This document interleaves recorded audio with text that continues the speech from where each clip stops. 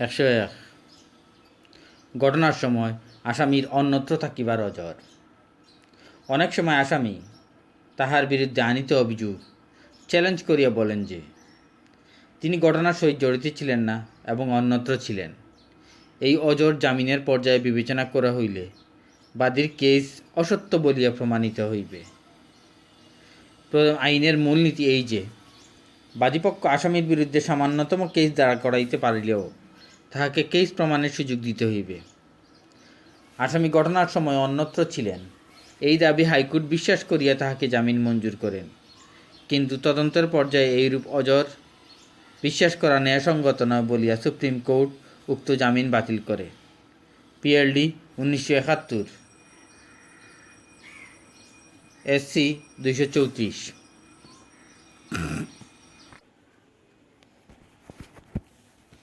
102 জামিনযোগ্য অপরাধের ক্ষেত্রে জামিনের বিধান। ফৌজদারি কার্যবিধির 496 ধারায় জামিনযোগ্য অপরাধের ক্ষেত্রে জামিন মঞ্জুরের ক্ষমতা সংক্রান্ত বিধান বর্ণিত আছে।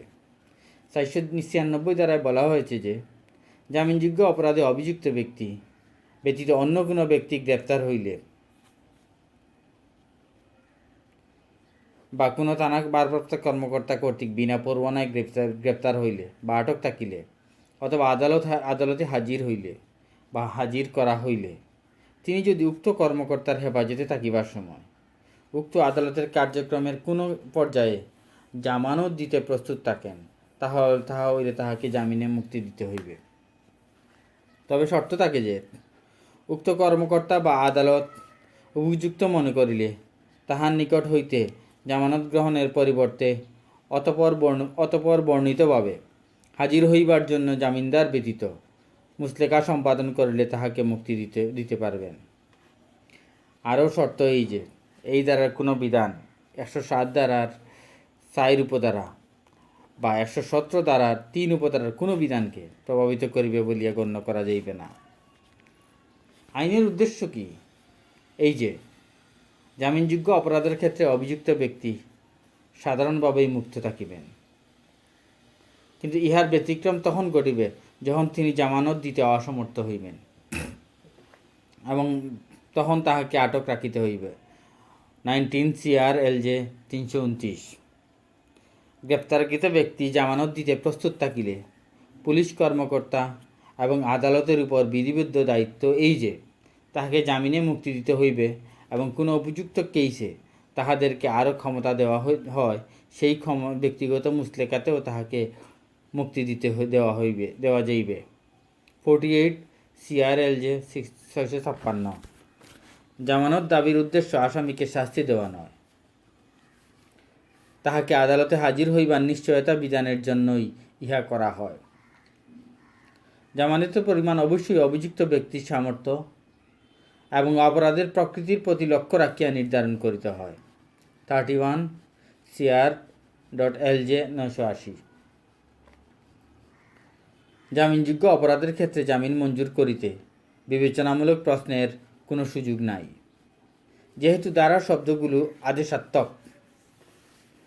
আদালত শুধু এই বিষয়টি থাকে যে তিনি প্রধান অপরাধীর সাধারণ মুসলেকা অথবা জামিনদার সহ জামানত দাবি করিবার মধ্যে কোনটি পছন্দ করিবেন।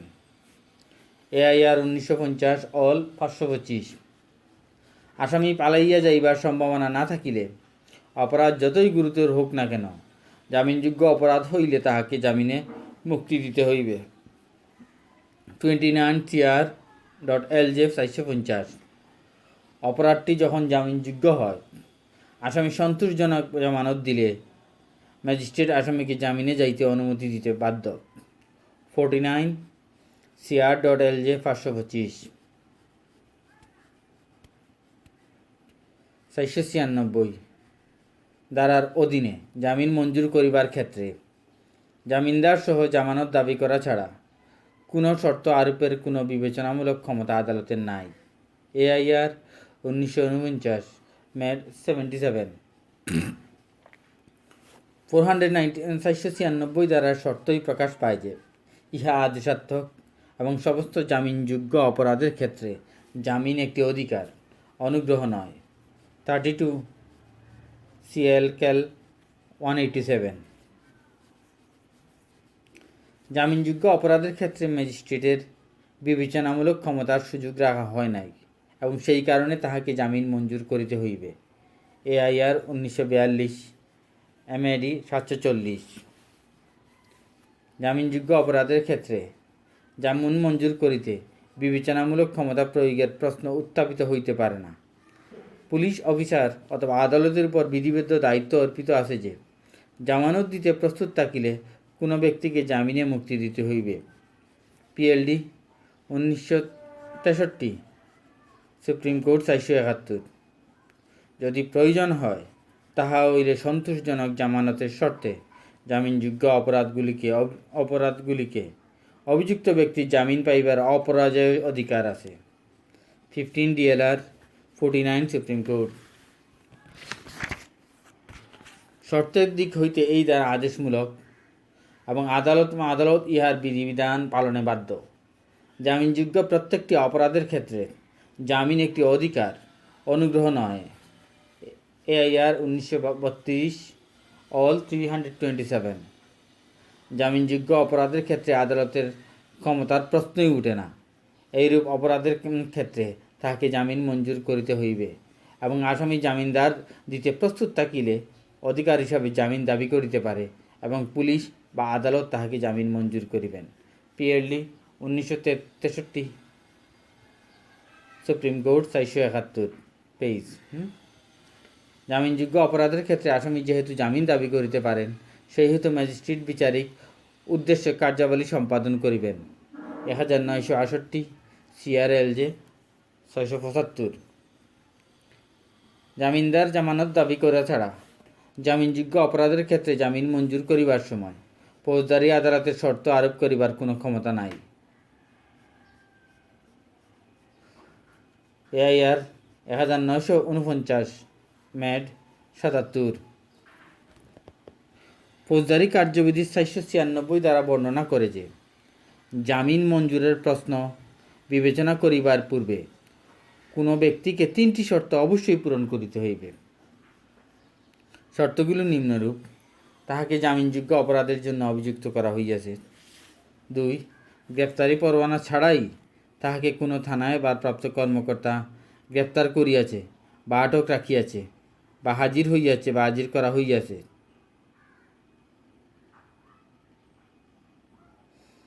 3 এইরূপ কর্মকর্তার হেফাজতে থাকাকালে যে কোনো সময় অথবা এইরূপ আদালতের কাছে থাকা কার্যধারার যে কোনো পর্যায়ে তিনি জামানত দিতে প্রস্তুত আছেন। AIR 1966 মহীশূর 71। হাজির হয় শব্দটি সেই ব্যক্তির ক্ষেত্রে প্রযোজ্য যিনি সমন পাইয়া আদালতের সামনে স্বেচ্ছায় হাজির হননি। 18 DLR 393 সুপ্রিম কোর্ট।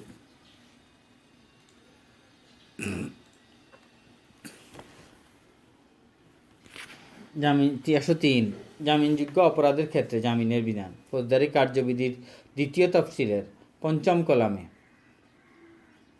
জামিনযোগ্য ও জামিন অযোগ্য অপরাধের সমূহ সুনির্দিষ্টভাবে উল্লেখ করা হইয়াছে।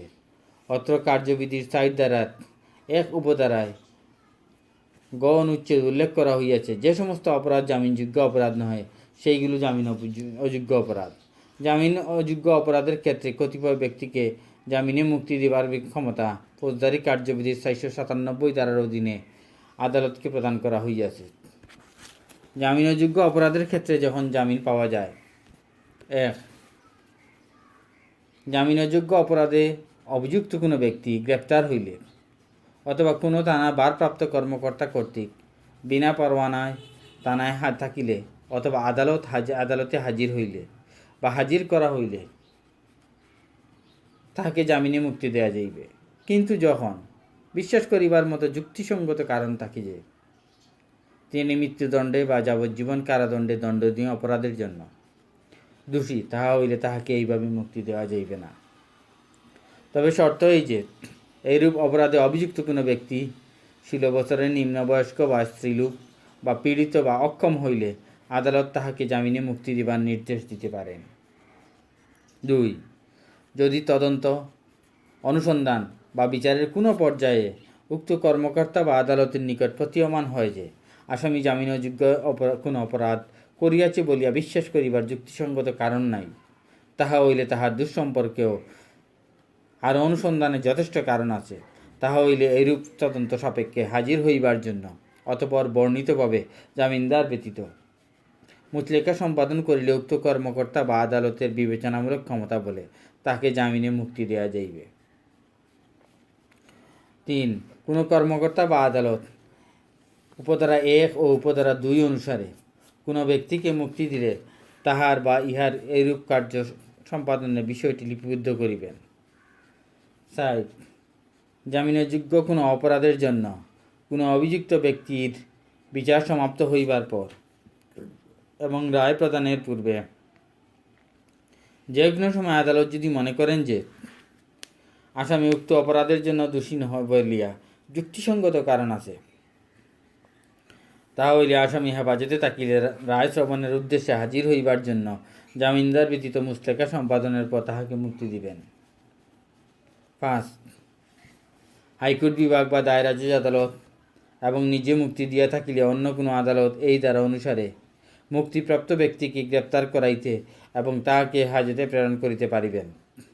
কোনো মামলায় যদি দেখা যায় যে ফৌজদারি কার্যবিধি 497(2) ধারার উপধারার বিধান মতে আরও অনুসন্ধানের প্রয়োজন আছে, তাহা হইলে উক্ত মামলায় আসামিকে জামিনে মুক্তি দেওয়া যায়। যেহেতু সংশ্লিষ্ট মামলায় ফৌজদারি কার্যবিধির 497 ধারার 2 উপধারার বিধান অনুযায়ী আরও অনুসন্ধানের প্রয়োজন হয়, সেহেতু এই আদালতকে বিধিবদ্ধ দায়িত্বে ফেলা হয়েছে। 22 DLR 91 WP। ফৌজদারি কার্যবিধির 497 ধারার জামিনযোগ্য অপরাধের ক্ষেত্রে পুলিশ কর্মকর্তাকে জামিন প্রদান করার ক্ষমতা দেয় যদি আসামি মৃত্যুদণ্ড বা যাবজ্জীবন কারাদণ্ডে দণ্ডনীয় কোনো অপরাধে দোষী বলিয়া প্রতীয়মান না হয়। PLD 1956, ঢাকা 104।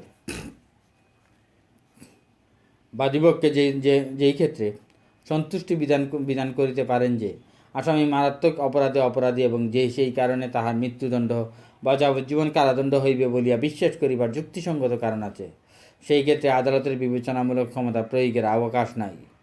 এই অবস্থায় অবশ্যই জামিন অস্বীকার করিতে হইবে। 1947 PCR LJ 55 লাহোর।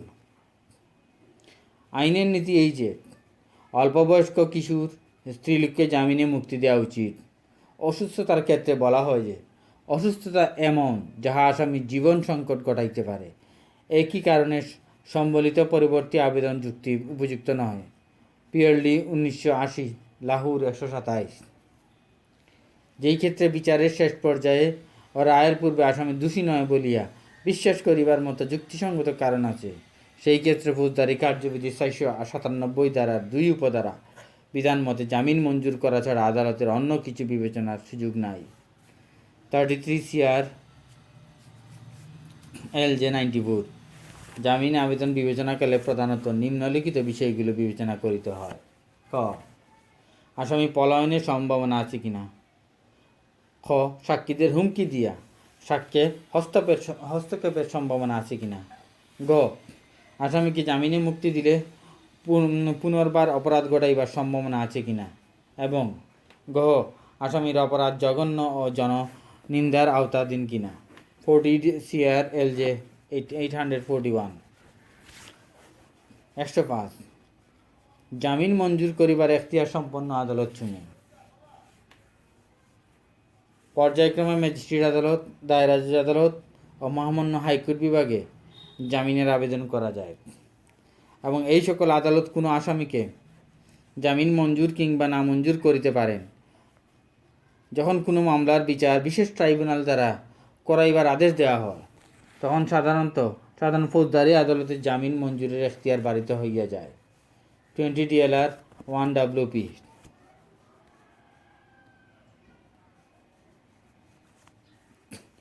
মৃত্যুদণ্ড ইত্যাদি অপরাধে অভিযুক্ত আসামির জামিনের দরখাস্ত নাকচের ব্যাপারে আদালতকে সন্তুষ্ট হওয়া প্রয়োজন যে অপরাধে জড়িত থাকা সম্পর্কে আসামির বিরুদ্ধে আপাতদৃষ্টি কেস বিদ্যমান। 25 DLR 119। ফৌজদারি কার্যবিধি 497 ধারার অধীনে জামিন মঞ্জুরের ব্যাপারে আদালতের বিবেচ্য বিষয় হইল আসামি মৃত্যুদণ্ড বা যাবজ্জীবন কারাদণ্ডে দণ্ডনীয় অপরাধ করিয়াছে বলিয়া যুক্তিসঙ্গত কারণ আছে কিনা, খুনের মামলায় বিচারের জন্য প্রেরিত আসামির বিরুদ্ধে যদি আপাত দৃষ্টে কেস প্রতীয়মান হয়, তাহা হইলে বিচার চলাকালে জামিন মঞ্জুর অস্বীকার করিবার একটা ভালো কারণ হইবে। 23 DLR 36 সুপ্রিম কোর্ট। মৃত্যুদণ্ডে দণ্ডনীয় অপরাধে অভিযুক্ত আসামিকে জামিন মঞ্জুর করা যায় যদি আদালত এই অভিমত ব্যক্ত করেন যে আসামি এইরূপ অপরাধ করিয়াছে বলিয়া যুক্তিযুক্ত কারণ নাই। 20 DLR 245 সুপ্রিম কোর্ট। মৃত্যুদণ্ড বা যাবজ্জীবন কারাদণ্ডে দণ্ডনীয় অপরাধে অভিযুক্ত আসামির বিরুদ্ধে যদি যুক্তিযুক্ত কারণ প্রদর্শিত না হয় কিন্তু অনুসন্ধানের দ্বারা বিদ্যমান থাকে, তাহা হইলে জামিন প্রদান বন্ধ রাখা যায় না। বাদীপক্ষের আদালতকে সন্তুষ্ট করিতে হইবে যে জামিন অস্বীকারের কারণে যুক্তিযুক্ত কারণ বর্তমান। 20 DLR 295 সুপ্রিম কোর্ট। কোনো আসামি যক্ষ্মা রোগ ধরা পড়িলে উক্ত রোগের কারণ তাহার জামিন মঞ্জুর করা যায়। 4 নং আপিলকারী যক্ষ্মা রোগে ভুগিতেছিলেন বলিয়া তাহার জামিন মঞ্জুর করা হয়। 1985 BCR 16 AD। আসামিকে মেডিকেল বিশেষজ্ঞ দ্বারা চিকিৎসা করা প্রয়োজন, কিন্তু জেলখানায় মেডিকেল বিশেষজ্ঞ থাকে না, এই বিষয়টি বিবেচনা নেওয়া প্রয়োজন। আসামি মারাত্মক রোগে ভুগতেছিল, এই বিষয়টি হাইকোর্ট বিভাগ বিবেচনা না করিয়া জামিন অস্বীকার করেন। 1883 BCR 66 AD।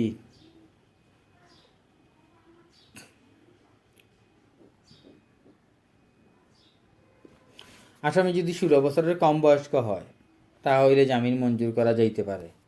মৃত্যুদণ্ডে অথবা যাবজ্জীবন কারাদণ্ডে দণ্ডনীয় অপরাধের মামলাকে দীর্ঘ বিলম্ব স্বয়ং জামিন মঞ্জুরের কারণ হইতে পারে না। তবু এইরূপ কোনো মামলা ফৌজদারি কার্যবিধি 497 উপধারার শর্তের আওতায় পড়ে, তখন শর্তানুসারে বিবেচনামূলক ক্ষমতা প্রয়োগের ক্ষেত্রে বিলম্ব একটি ভালো কারণ হইতে পারে। 1972 PCR LJ 74। ফৌজদারি কার্যবিধি 497 এর 1 উপধারার বিধান হইতে ইহা প্রতীয়মান হয় যে ব্যক্তি মৃত্যুদণ্ড বা যাবজ্জীবন কারাদণ্ডে দণ্ডনীয় অপরাধে অভিযুক্ত হন, তিনি যদি স্ত্রীলোক, 16 বছরের কম বয়স্ক পীড়িত বা অক্ষম হন, তাহা হইলে তাহার জামিন মঞ্জুর করা যায়। 18 DLR 445 WP। আসামি 16 বছরের কম বয়স্ক বা স্ত্রীলোক বা অসুস্থ বা অক্ষম হইলে তাহাকে জামিনে মুক্তি দেওয়া যায় যদি তিনি মৃত্যুদণ্ড বা যাবজ্জীবন কারাদণ্ডে দণ্ডনীয় অপরাধে অভিযুক্ত হন। ফৌজদারি কার্যবিধি 497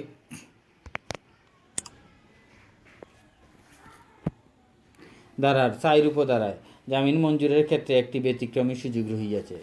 PLD 1979 লাহোর 471। যে ব্যক্তি প্রকৃতপক্ষে পীড়িত বা অক্ষম, তাহাকে জামিনে মুক্তি দেওয়া যায়। এমনকি মৃত্যুদণ্ডে দণ্ডনীয় অপরাধের জন্য অভিযোগ গঠন করা হইলেও তাহাদিগকে জামিনে মুক্তি দেওয়া যায়। 18 DLR 390 সুপ্রিম কোর্ট। আসামি নিজে অসুস্থ হইলে জামিনে মুক্তি দেবার বিধান আছে, কিন্তু আসামির আত্মীয় স্বজনের অসুস্থতার জন্য আসামিকে জামিনে মুক্তি দেওয়ার কোনো বিধান নাই। সুতরাং আসামির আত্মীয় স্বজনের অসুস্থতার দোহাই দিয়া আসামির জামিনের আবেদন করা হইলে উক্ত আবেদনপত্র গ্রহণ করার বা বিবেচনার কোনো বিধান নাই। জামিন মঞ্জুর করিবার বিষয়টি যদি আংশিকভাবে বিবেচনাধীন হয়, তবুও ইহা বিচারিকভাবে প্রয়োগ করিতে হইবে। 33 DLR 279 AD। ফৌজদারি কার্যবিধি 497 ধারার আইন যেভাবে দেখা যায় যে জামিনযোগ্য অপরাধের ক্ষেত্রে জামিন মঞ্জুর করা বা না করা আদালতের বিবেচনামূলক ক্ষমতার উপর নির্ভরশীল। তবে আদালতের এই ক্ষমতা কোনো অবস্থাতেই স্বেচ্ছাচারিতার দ্বারা প্রয়োগ করা যায় না। আদালতের বিবেচনামূলক ক্ষমতা যদি জামিন পাইবার মতো অবস্থায় উহার বিরুদ্ধে প্রয়োগ করা হয়, তাহা হইলে উহা স্বেচ্ছাচারিতা সামিল হইবে। প্রথমত, আদালত যদি দেখেন যে আসামি মৃত্যুদণ্ড বা যাবজ্জীবন কারাদণ্ডে দণ্ডনীয় অপরাধ করিয়াছেন বলে যুক্তিসঙ্গত কারণ আছে, তাহা হইলে জামিনের আবেদন নাকচ করা ছাড়া আদালতের অন্য কোনো পথ খোলা থাকে না। দ্বিতীয়ত, আদালত যদি দেখেন যে আসামি জামিনযোগ্য অপরাধ করিয়াছেন বলিয়া বিশ্বাস করিবার মতো যুক্তিসঙ্গত কারণ নাই, তাহা হইলে আদালত ফৌজদারি কার্যবিধির 497 2 ও 4 উপধারার বিধান মতে জামিন মঞ্জুর করতে পারেন। প্রত্যেকটা কেসের অবস্থার পরিপ্রেক্ষিতে ফৌজদারি মামলার আসামি এবং জনগণের স্বাধীনতা অনাহুতভাবে বিপন্ন করিবার প্রবণতা ছাড়াই বিবেচনামূলক ক্ষমতা বিচারিকভাবে প্রয়োগ করিতে হইবে। মৃত্যুদণ্ড বা যাবজ্জীবন কারাদণ্ডে দণ্ডনীয় অপরাধের ক্ষেত্রে বিবেচনামূলক ক্ষমতা সীমাবদ্ধতার শর্তাধীন যে আসামির জামিন মঞ্জুর করা যাইবে না এই কারণে যে তিনি এইরূপ অপরাধ করিয়াছেন বলিয়া বিশ্বাস করিবার মতো যুক্তিসঙ্গত কারণ প্রদর্শিত হইয়াছে। 20 DLR 41 সুপ্রিম কোর্ট। জামিন মঞ্জুর আদালতের বিবেচনাধীন ক্ষমতা এবং এই বিবেচনামূলক ক্ষমতা বিচারিকভাবে প্রয়োগ করিতে হইবে। সম্পূর্ণ নিরপেক্ষতার সহিত ন্যায় বিচার দিতে হইবে। ন্যায় বিচারের ব্যবস্থা করিতে আস্থাকে উৎসাহিত করা প্রয়োজন। সংবিধানে আইনের চোখ সকলেই সমান এবং সকলের প্রতি সমান আচরণ করিবার বিধান ঘোষণা করা হইয়াছে। সেই কারণে উচ্চ মর্যাদার আসীন থাকা কাউকেও বিশেষভাবে দেখিবার কারণ হইতে পারে না। যখন কোনো আসামি আত্মসমর্পণ করেন, তখন জামিন মঞ্জুর করিলেও শুধু আদালতের অনুমতি লইয়া তিনি আদালত ত্যাগ করিতে পারেন, অন্যথায় তাহাকে আদালতে আইনসম্মত হেফাজত থাকিতে হইবে। আদালতের অনুমতি ছাড়া আদালত ত্যাগ আদালতের আইনসম্মত হেফাজত হইতে পলায়নের সামিল। 32 DLR 163।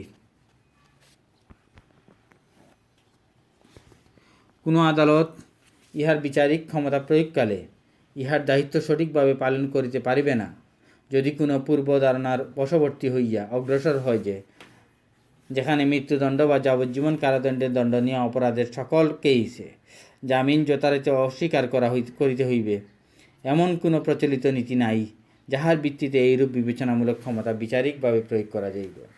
কারণ প্রচলিত নিয়মে কাজ করিতে বিচারকের ক্ষমতা স্বেচ্ছামূলক প্রয়োগ বুঝাইলে আদালতের উপর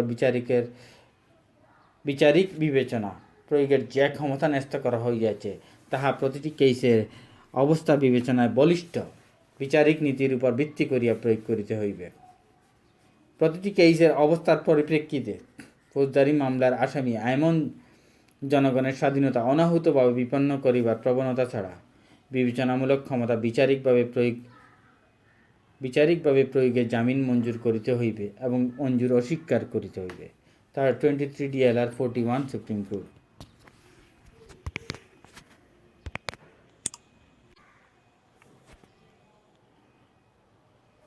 আদালতের প্রত্যেকটি আদেশ বলিষ্ঠ যুক্তি থাকিতে হইবে, উহা কোনো অবস্থাতেই দ্ব্যর্থবোধক হইবে না। আদেশ প্রাপ্তির পর সকলেই যাহাতে বুঝিতে পারেন যে আদালত কি বলিতে চাইছেন। দ্ব্যর্থবোধক আদেশ অনেক সময় জটিলতার সৃষ্টি করে এবং আরও অপরাধের জন্ম দেয়। সেই কারণে জামিন আদেশ মঞ্জুর করা হোক কিংবা না হোক, প্রত্যেকটি আদেশই যুক্তি থাকিতে হইবে। অর্থাৎ আদেশ পাঠে বোঝা যায় যে কেন জামিন মঞ্জুর করা হইল কিংবা কেন জামিন মঞ্জুর করা হইল না। দণ্ডবিধির 326 ধারার অধীনে অভিযুক্ত কোনো ব্যক্তিকে আদৌ জামিন দেওয়া গেলে শুধু ফৌজদারি কার্যবিধির 497 ধারার 4 উপধারা অনুসারে জামিনে মুক্তি দেওয়া যাইতে পারে। তবে ম্যাজিস্ট্রেট তাহার আদেশের সমর্থনে অবশ্যই যুক্তি লিপিবদ্ধ করিবেন। 10 DLR 3WP। বিচারকারী ম্যাজিস্ট্রেট বা মহানগর দায়রা জজ কর্তৃক যে কারণে জামিন মঞ্জুর করা বা না মঞ্জুর করা হয় তাহা বর্ণনা করিতে হইবে, যাহাতে হাইকোর্টের সিদ্ধান্ত লইতে পারেন যে উক্ত আদালতসমূহ বিবেচনামূলক ক্ষমতা প্রয়োগ করিয়া জামিন মঞ্জুর বা নামঞ্জুর করিবার বিচারিক সিদ্ধান্ত লইয়াছে কিনা। 16 DLR 605 DB। মৃত্যুদণ্ড বা যাবজ্জীবন কারাদণ্ডে দণ্ডনীয় অপরাধসমূহের জামিনের ক্ষেত্রে দেখাইতে হইবে যে অভিযুক্ত ব্যক্তি সংশ্লিষ্ট অপরাধী নহে বলিয়া যুক্তিসঙ্গত কারণ আছে, অথবা তিনি ফৌজদারি কার্যবিধি 497 উপধারার বর্ণিত সুবিধাদি পাইবার অধিকারী, অথবা তাহার অপরাধ সম্পর্কে অনুসন্ধানের যথেষ্ট কারণ আছে। PLD 1953, লাহোর 613। 106 পরপর আবেদন। নতুন কারণ বাহির করা না গেলে আদালত জামিনের দ্বিতীয় আবেদন গ্রহণ করিবেন না। 10 DLR 452। জামিনের প্রথম আবেদন নাকচ হইলে দ্বিতীয় আবেদনের পথ রুদ্ধ হয় না এবং আবেদনকারী দ্বিতীয়বার আবেদন করিতে পারেন, এমনকি একটির পর আরেকটি আবেদন করিতে পারেন যদি পূর্ববর্তীটি নাকচ হয়। এরূপ প্রত্যেক ক্ষেত্রেই তাহাকে নতুন নতুন আবেদন করিতে হইবে। এই কারণে দ্বিতীয়বার আবেদন করা যায় না। এইরূপ আবেদন করা হইলে আদালত উহা বিবেচনায় লইতে পারেন না। প্রথম আবেদন অস্বীকার করা হইলে জামিন মঞ্জুরের দ্বিতীয় আবেদন সাধারণভাবে গ্রহণ করা যায় না। শুধু ব্যতিক্রম আছে যে নতুন বা অতিরিক্ত কারণ প্রদর্শিত হইলে এইরূপ দ্বিতীয় কারণ গ্রহণযোগ্য। PLD 1969, ঢাকা 113।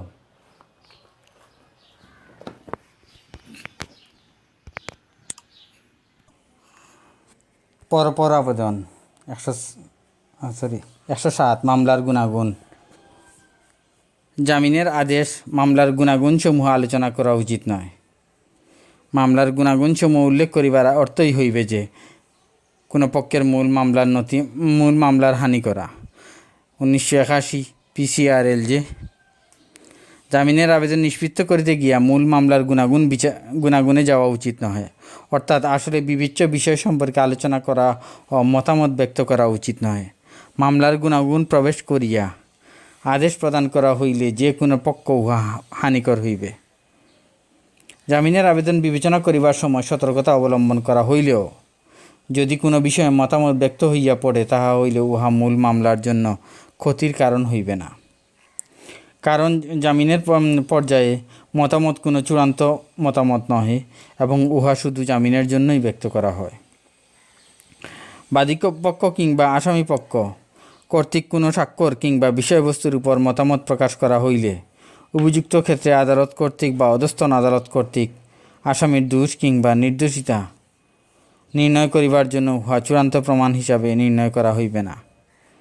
কোনো পক্ষের পক্ষ হইতে জামিনের উদ্দেশ্য মতামত প্রকাশ করা হয় বলিয়া উহা শুধু পরীক্ষামূলক হিসাবে গণ্য করা হয়। বাদীপক্ষ আসামি পক্ষের সাক্ষ্যের উপর ভিত্তি করিয়া যে মতামত প্রকাশ করা হয় উহা তাহার প্রতিবু নহে। AIR 1951 MAD 7। বিলম্বিত বিচার। 108। এই আশঙ্কা আছে যে বিচারে আরও বিলম্ব ঘটিতে পারে এবং সেই আপিলকারীগণ দীর্ঘদিন হাজত ভোগ করিবে।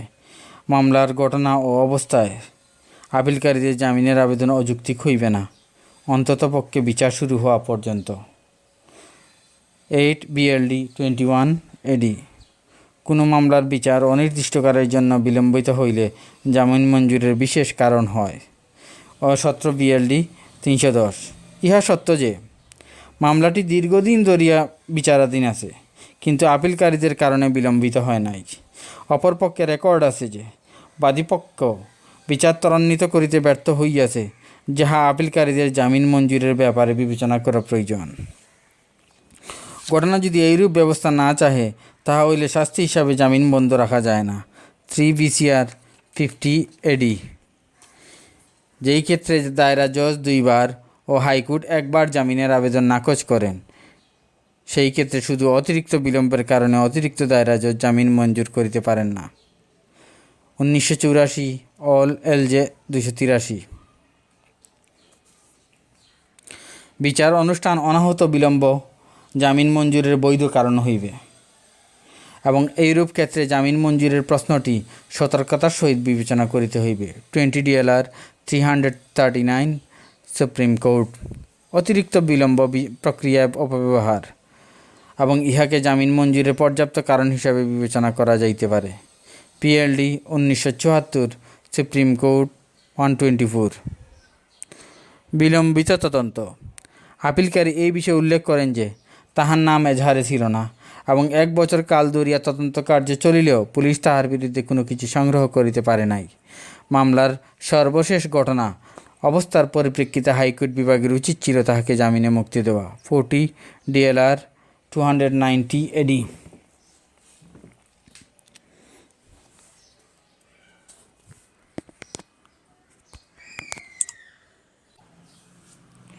খুন জামিনযোগ্য একটি অপরাধ। খুনের মামলায় জামিন। খুন জামিনযোগ্য একটি অপরাধ। জামিনযোগ্য হইলেও জামিন একেবারে মঞ্জুর করা যাইবে না তাহা নহে। ফৌজদারি কার্যবিধি 497 ধারার কতিপয় ক্ষেত্রে আদালতকে জামিনযোগ্য অপরাধের ব্যাপারে বিশেষ ক্ষমতা প্রদান করা হইয়াছে। ফৌজদারি কার্যবিধি 497 উপধারায় যেভাবে আইন বিধৃত হইয়াছে তাহাতে দেখা যায় যে ব্যতিক্রম ব্যতীত জামিনযোগ্য অপরাধের ক্ষেত্রে সকল ক্ষেত্রেই আদালত অভিযুক্ত ব্যক্তিকে জামিনে মুক্তি দিতে পারেন।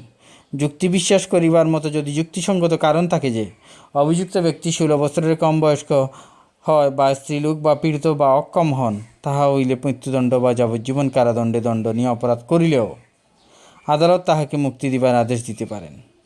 এই দ্বারা শর্তে আদালতকে যে ক্ষমতা প্রদান করা হইয়াছে তাহা সম্পূর্ণ বিবেচনামূলক, অর্থাৎ অভিযুক্ত ব্যক্তি একজন স্ত্রীলোক বা পীড়িত বা অক্ষম বা 16 বছরের কম বয়স্ক বলিয়া অবশ্যই জামিন পাইবেন এইরূপ দাবি করিতে পারেন না। 498 ধারার প্রদত্ত ক্ষমতা শুধু 497 ধারার সহায়ক। হাইকোর্ট বিভাগ বা দায়রা আদালত যখন জামিন মঞ্জুর করেন তখন ফৌজদারি কার্যবিধি 498 ধারা সহ 497 ধারায় ঐরূপ করিয়া থাকেন। তবে 498 ধারায় হাইকোর্ট বিভাগ এবং দায়রা আদালতকে যে ক্ষমতা প্রদান করা হইয়াছে তাহা 497 ধারায় বর্ণিত জামিন অস্বীকারের বিধিবিদ্ধ সীমাবদ্ধ দ্বারা নিয়ন্ত্রিত নহে। জামিনযোগ্য অপরাধের ক্ষেত্রে জামিন মঞ্জুরকারী বা জামিন মঞ্জুর করিতে অস্বীকার করিবার বিষয়টি আদালতের বিবেচনামূলক ক্ষমতার উপর নির্ভরশীল।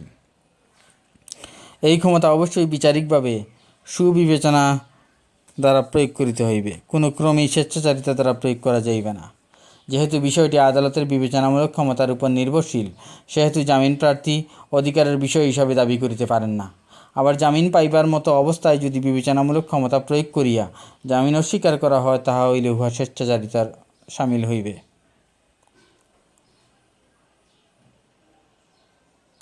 যাহাদের নামে এজাহার দায়ের করা হইয়াছে জামিনের আবেদন বিবেচনা করিবার জন্য তাহাদের প্রত্যক্ষ বা প্রকাশ্য কৃতকার্য বিবেচনা করার প্রয়োজন। যদি ইহা দেখা যায় যে এজাহারে বর্ণিত কতিপয় আসামি যদিও উপস্থিত ছিল, তবুও মৃত ব্যক্তির আক্রমণের ক্ষেত্রে তাহারা প্রধান ও সক্রিয়ভাবে অংশগ্রহণ করে নাই, তাহা হইলে তাহারা জামিন পাইতে অধিকারী। 7 BCR 145 AD। যে আসামি মৃত্যুদণ্ডে দণ্ডনীয় অপরাধ করিয়াছেন তাহার জামিনের আবেদন অগ্রাহ্য করিবার পূর্বে আদালতকে এই মর্মে সন্তুষ্ট হইতে হইবে যে তিনি জড়িত আছেন বলিয়া আপাত দৃষ্টিতে কেস বিদ্যমান। 26 DLR 110।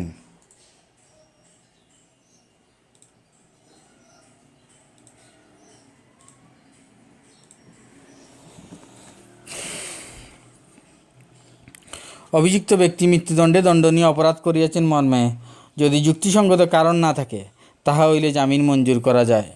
20 DLR 245 supreme court. বাড়াবাড়ি দ্বারা যদি খুনের সহায়তা করা হয় তাহা হইলে এইরূপ অপরাধকারীর জামিন মঞ্জুর করা যায় না। 19 DLR 257 সুপ্রিম কোর্ট। অবশ্য যদি কোনো আসামিকে জামিনে মুক্তি দিতে অনুমতি দেয় তাহা হইলে খুনের মামলায় আসামিকে জামিনে মুক্তি দেওয়া যায়। অভিযোগপত্রের 2 নং কলামে যদি দরখাস্তকারী 2 জনের নাম উল্লেখ করা হইয়াছে, তবু তদন্তকারী কর্মকর্তা ইহা বলেন নাই যে ঘটনার সময় তাহারা কী ভূমিকা পালন করিয়াছিল। 302 ধারার মামলায় সাধারণত জামিন মঞ্জুর করা যায় না, কিন্তু অভিযুক্ত কেসে জামিন অস্বীকার করা উচিত নয়।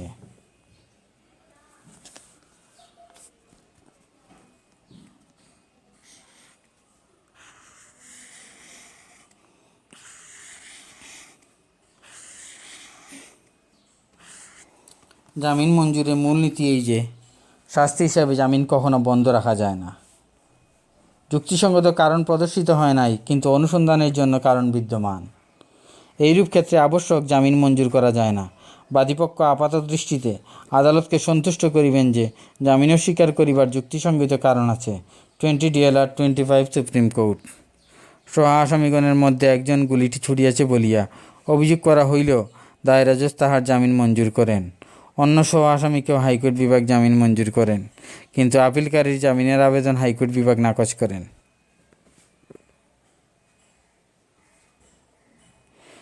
কিন্তু মহামান্য সুপ্রিম কোর্টের আপিল বিভাগ এই অভিমত ব্যক্ত করেন যে আমরা কোনো উপকরণ পাই না যাহা মুখ্য আবেদনকারীর কেসটির বৈষম্য করা যাইতে পারে। 35 DLR 279 AD। যে ব্যক্তি পীড়িত বা অক্ষম তাহার মধ্যে মৃত্যুদণ্ডে দণ্ডনীয় অপরাধের জন্য অভিযোগ গঠন করা হইলেও তাহাকে জামিনে মুক্তি দেওয়া যায়। 18 DLR 319 সুপ্রিম কোর্ট। মৃত ব্যক্তিকে দরখাস্তকারী কোনো আঘাত করেন নাই এবং এই ধরনের কোনো অভিযোগ তাহার বিরুদ্ধে নাই। তাহার বিরুদ্ধে এই অভিযোগও নাই যে মৃত ব্যক্তিকে হত্যার উদ্দেশ্য নিয়ে তাহার ছিল এবং সহ আসামিদের সঙ্গে তিনি এই উদ্দেশ্যে পূরণকল্পে অংশগ্রহণ করেন। তাহার বিরুদ্ধে শুধু এই অভিযোগ যে তিনি বাদীপক্ষের একজন সাক্ষীকে আঘাত করিয়াছেন মাত্র এবং আসামি জামিন পাইতে পারে। 1982 PCR LJ 1057। এজাহারে বলা হয় যে অজ্ঞাত পরিচয় ব্যক্তিরা মৃত ব্যক্তিকে ছুরিকাঘাত করে পরবর্তীকালে একজন সাক্ষী বলেন যে মৃত ব্যক্তিকে অন্য একজন ছুরিকাঘাত করিবার সময় আসামিগণ তাহাকে ধরিয়া রাখেন। এমনকারী ছুরিকাঘাত করেন। এই ক্ষেত্রে আরও তদন্তের প্রয়োজন বলে আসামিকে জামিনে মুক্তি দেওয়া যায়। 1983 PCR LJ 88। দরখাস্তকারীর বিরুদ্ধে অভিযোগ এই যে তিনি মৃত ব্যক্তিকে বাড়ি হইতে ডাকিয়া নেন, তিনি খুনে অংশগ্রহণ করেন এমন কোনো সাক্ষ্য না থাকায় তাহাকে জামিনে মুক্তি দেওয়া হয়। PLD 1981 করাচি। বাদীপক্ষের সকল সাক্ষীগণই বলেন যে তর্কিত হত্যাকাণ্ডে বন্দুক ও কুড়াল ব্যবহার করা হয়। মেডিকেল সার্টিফিকেট ও ময়নাতদন্তে প্রতিবেদন হইতে দেখা যায় যে মৃত ব্যক্তি কুড়ালের কয়েকটি আঘাতে মারা যায় এবং তাহার শরীরে বন্দুকের গুলির কোনো চিহ্ন নাই। অবস্থার পরিপ্রেক্ষিতে এই আসামির জামিন মঞ্জুর করা হয়। 1974 PCR LJ 66। এজাহারে উল্লেখ করা হয় এবং প্রত্যক্ষদর্শীরা বলেন যে আসামিগণ মৃত ব্যক্তির হত্যাকাণ্ডে আগ্নেয়াস্ত্র ব্যবহার করেন। ময়নাতদন্তের প্রতিবেদনে বলা হয় মারাত্মক প্রকৃতির কাটা জখম ছিল।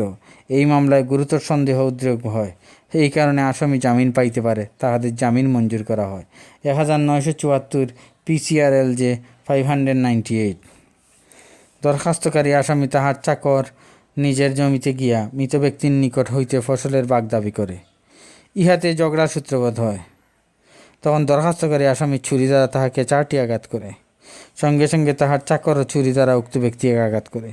ইহার ফলে তিনি মারা যান। ঘটনার অবস্থায় দরখাস্তকারী আসামির জামিনের আবেদন নাকচ করা হয়। 1968 PCR LJ 812। আবেদনকারী মৃত ব্যক্তির শরীরের প্রধান অংশে আঘাত করে, ফলে তিনি মারা যান। এইরূপ ক্ষেত্রে জামিনের আবেদন নাকচ করিতে হয়। 1983 PCR LJ 20। একাধিক আসামির বিরুদ্ধে একজনের বিরুদ্ধে সুনির্দিষ্ট অভিযোগ আছে যে তিনি মৃত ব্যক্তিকে জখম করিয়াছেন। মেডিকেল সাক্ষ্য সমর্থন করে যে জখমটি মারাত্মক ছিল, সুতরাং তাহাকে জামিনে মুক্তি দেওয়া যায় না।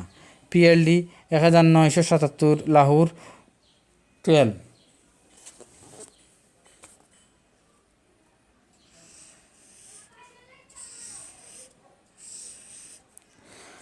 আসামির বিরুদ্ধে দণ্ডবিধি 302 দ্বারা দণ্ডনীয় অপরাধের অভিযোগের পরিপ্রেক্ষিতে অভিযোগ দাখিল করা হইলে ম্যাজিস্ট্রেট পুলিশ রিপোর্ট পর্যালোচনা করিয়া দেখেন যে আসামির মৃত্যুদণ্ড বা যাবজ্জীবন কারাদণ্ড হইবার মতো যুক্তিসঙ্গত কোনো কারণ নাই, তাহা হইলে তিনি উক্ত আসামিকে জামিনে মুক্তি দিতে পারেন।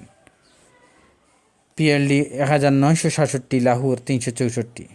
দরখাস্তকারী আসামি মৃত ব্যক্তির শরীরে গুরুত্বপূর্ণ আঘাত করিয়াছে বলিয়া রেকর্ডে কিছু পাওয়া যায় না। ইহাতে প্রতীয়মান প্রমাণিত হয় যে মৃত ব্যক্তিকে খুন করিবার ইচ্ছা তাহার ছিল। তিনি দীর্ঘ 6 মাস যাবৎ হাজতে আছেন।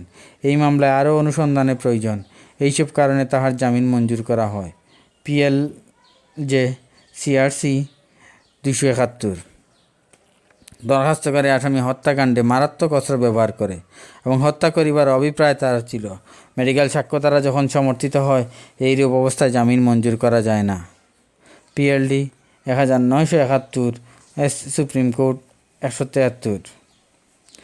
111 জামিনের শর্ত আরোপ। বিচারিক বিবেচনামূলক ক্ষমতা দ্বারা জামিনের আবেদন মঞ্জুর করা হইয়া থাকে। জামিন মঞ্জুর করিবার ব্যাপারে কোনো শর্ত আরোপ করিবার কোনো সুযোগ নেই।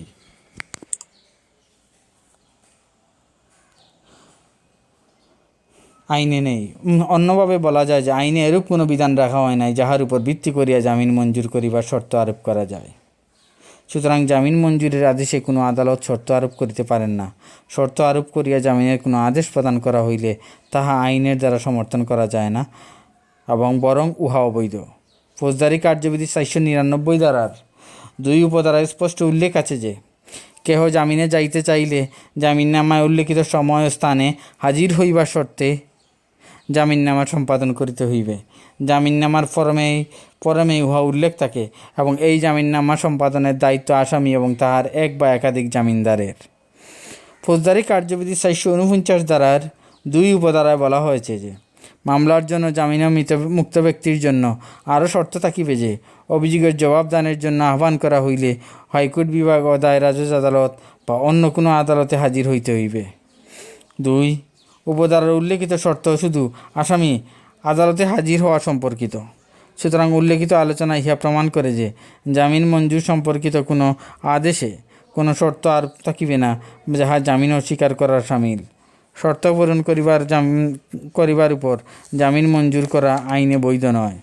24(5) DLR 119। মনে রাখা উচিত, পালনযোগ্য শর্ত আরোপ করিয়া জামিন মঞ্জুর করা জামিন অস্বীকার করার শামিল। এইরূপ অসম্ভব শর্ত আরোপের চেয়ে জামিন অস্বীকার করাই আদালতের জন্য যুক্তিসঙ্গত। 33 DLR 146। ফৌজদারি কার্যবিধি 499 ধারার ভাষায় যাহা পাওয়া যায় তাহাতে দেখা যায় যে দায়রা জজ ও ম্যাজিস্ট্রেটগণ যখন জামিন মঞ্জুর করেন তখন শর্ত আরোপ করিবার কোনো ক্ষমতা আদৌ তাহাদের নাই। 4 DLR 352।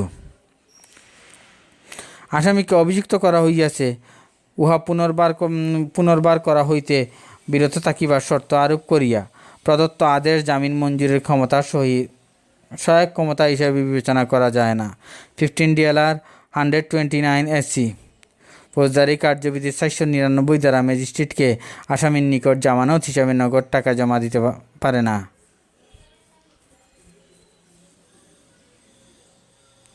PLD 1955 ঢাকা 84। 112 সম্পত্তির দখল। আমাদের দেশে অধিকাংশ জমির মধ্যে অংশীদার আছে, ফলে অংশ লইয়া সকল সময়ই বিবাদ থাকে। এইরূপ বিবাদ দান পরিপক্ব হইবার মৌসুমে প্রকট আকার ধারণ করে এবং যে কোনো শরিক দান কাটিয়া নিলে অন্য শরিক দান কাটা নিয়ে দণ্ডবিধির 379 ধারার বিধান মতে চুরির মামলা দায়ের করেন। 379 ধারার অপরাধে জামিন অযোগ্য হইলেও আদালত এই ধরনের মামলায় জামিন মঞ্জুর করিতে পারেন। কারণ দেওয়ানি আদালত কর্তৃক বন্টনকৃত না হইলে কিংবা পৃথক চিহ্নিত মতে নিজেদের মধ্যে বন্টন না থাকিলে মালিকানা জমির প্রতিটি ইঞ্চিতে প্রবেশ করিবার জন্য শরিকের অধিকার আছে। চুরি করিয়া দান কাটিয়াছে কিনা তাহা মূল মামলার বিবেচ্য বিষয়। সুতরাং এইরূপ ক্ষেত্রে জামিনের আবেদন আসলে উহা অগ্রাহ্য করা যায় না। যেই ক্ষেত্রে সম্পত্তির দখল লইয়া পরস্পরের মধ্যে বিবাদ, সেই ক্ষেত্রে জামিনের আবেদন নাকচের যুক্তি নাই। 55 BLD 270।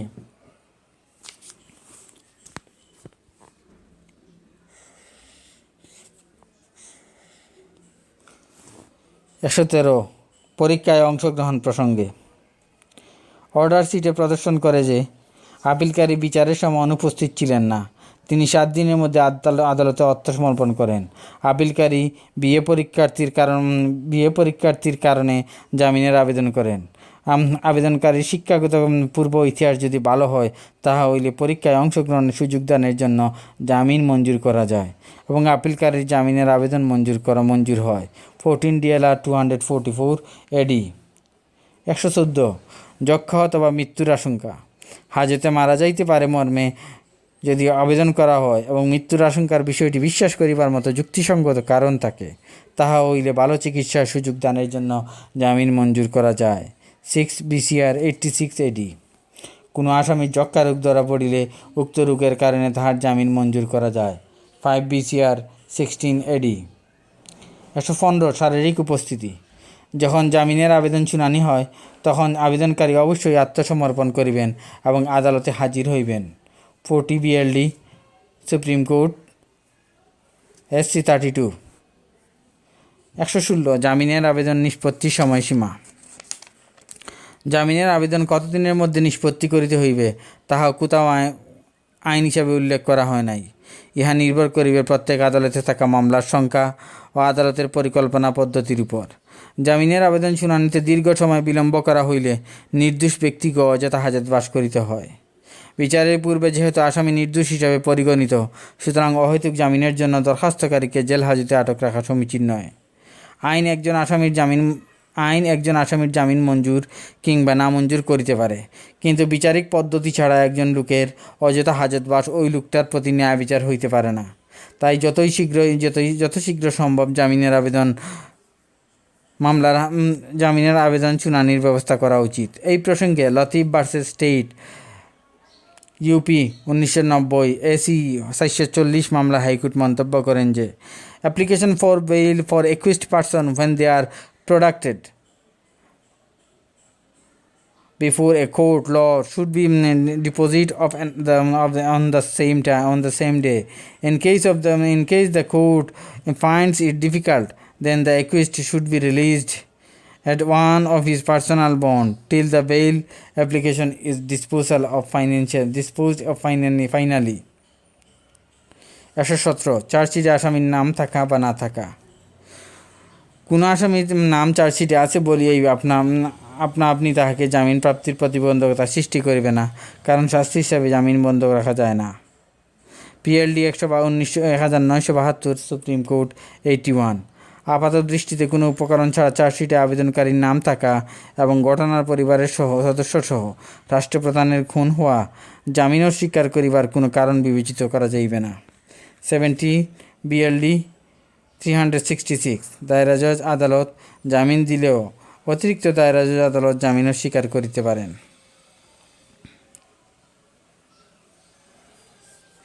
অতিরিক্ত দায়রা জজের নিকট মামলা হস্তান্তরিত হইলে তিনি উক্ত আদালতের সন্তুষ্টি মোতাবেক আসামি নতুনভাবে জামিন লইতে হইবে। দায়রা জজ কর্তৃক মঞ্জুরকৃত জামিনের দ্বারা অতিরিক্ত দায়রা জজ বাধ্য নহেন। অতিরিক্ত দায়রা জজ জামিন মঞ্জুর করিতে অস্বীকার করিলে বলা যাইবে না যে তিনি দায়রা জজ কর্তৃক মঞ্জুরকৃত জামিন বাতিল করিয়াছেন। 51 DLR 199। বিচারকারী আদালত ভিন্ন অন্য আদালত জামিন দিলে বিচারকারী আদালতের নিকট হইতে জামিন। ম্যাজিস্ট্রেট আসামিকে জামিন মঞ্জুরের পর বিচারের জন্য দায়রা আদালতে প্রেরণ করিলে তাহার দায়িত্ব দায়রা আদালতে হাজির হইয়া জামিনের জন্য প্রার্থনা করা। উক্ত আদালতে হাজির হইয়া জামিন মঞ্জুর না হওয়া পর্যন্ত তাহাকে উক্ত আদালতের হেফাজতে থাকা গণ্য হইবে। রেকর্ড প্রাপ্তির পর আসামিকে নোটিশ দিবার কোনো প্রয়োজন নাই এবং আসামি ম্যাজিস্ট্রেট কর্তৃক মঞ্জুরকৃত জামিনে থাকিবার বৈধ কর্তৃত্ব নাই। ম্যাজিস্ট্রেট কর্তৃক জামিনপ্রাপ্ত আসামি দায়রা জজের সামনে হাজির হওয়া মাত্রই পূর্ব জামিনের সমাপ্তি ঘটে এবং জামিনের আবেদন বিবেচনা না করিয়া এবং মুচলেখা না চাহিয়া উক্ত আসামিকে পূর্ব জামিনে থাকিবার অনুমতি প্রদান আইনসম্মত নহে। পরবর্তী তারিখে আসামি যদি স্বেচ্ছায় হাজির না হয় তাহা হইলে আদালত আসামিকে গ্রেপ্তারের পদক্ষেপ নেওয়া ছাড়া মামলা অগ্রসর হইতে পারেন না।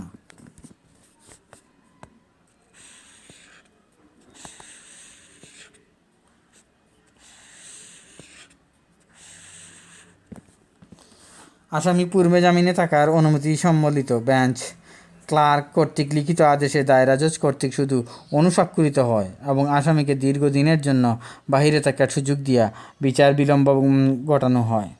দায়রা মামলা দ্রুত নিষ্পত্তির স্বার্থে এই ধরনের বিলম্ব করা সমীচীন নয়। যখন আসামিকে আদালতে হাজির করা হয় অথবা নিজে হাজির হইয়া জামিনের প্রার্থনা করা হয় তখন দায়রা জজের উক্ত দরখাস্ত নিষ্পত্তি করা এবং দায়রা জজ উক্ত দরখাস্ত নিষ্পত্তি করিতে ব্যর্থ হইলে আসামিকে জেল হাজতে পাঠানো ছাড়া ম্যাজিস্ট্রেট কর্তৃক মঞ্জুরকৃত জামিনে থাকিবার অনুমতি দিবার আর কোনো সুযোগ থাকে না। সুতরাং ম্যাজিস্ট্রেট কর্তৃক জামিনে প্রাপ্ত কোনো আসামি মামলা স্থানান্তরের পর দায়রা জজ আদালতে আসামি জামিনের জন্য প্রার্থনা করিলে উহা বিলম্বিত না করিয়া শুনানি সমাপ্ত করিয়াই আদেশ প্রদান করাই দায়রা জজ আদালতের কর্তব্য হওয়া উচিত। 119 হাইকোর্ট বিভাগ ও দায়রা জজ আদালত কর্তৃক জামিন প্রয়োগের বিধান।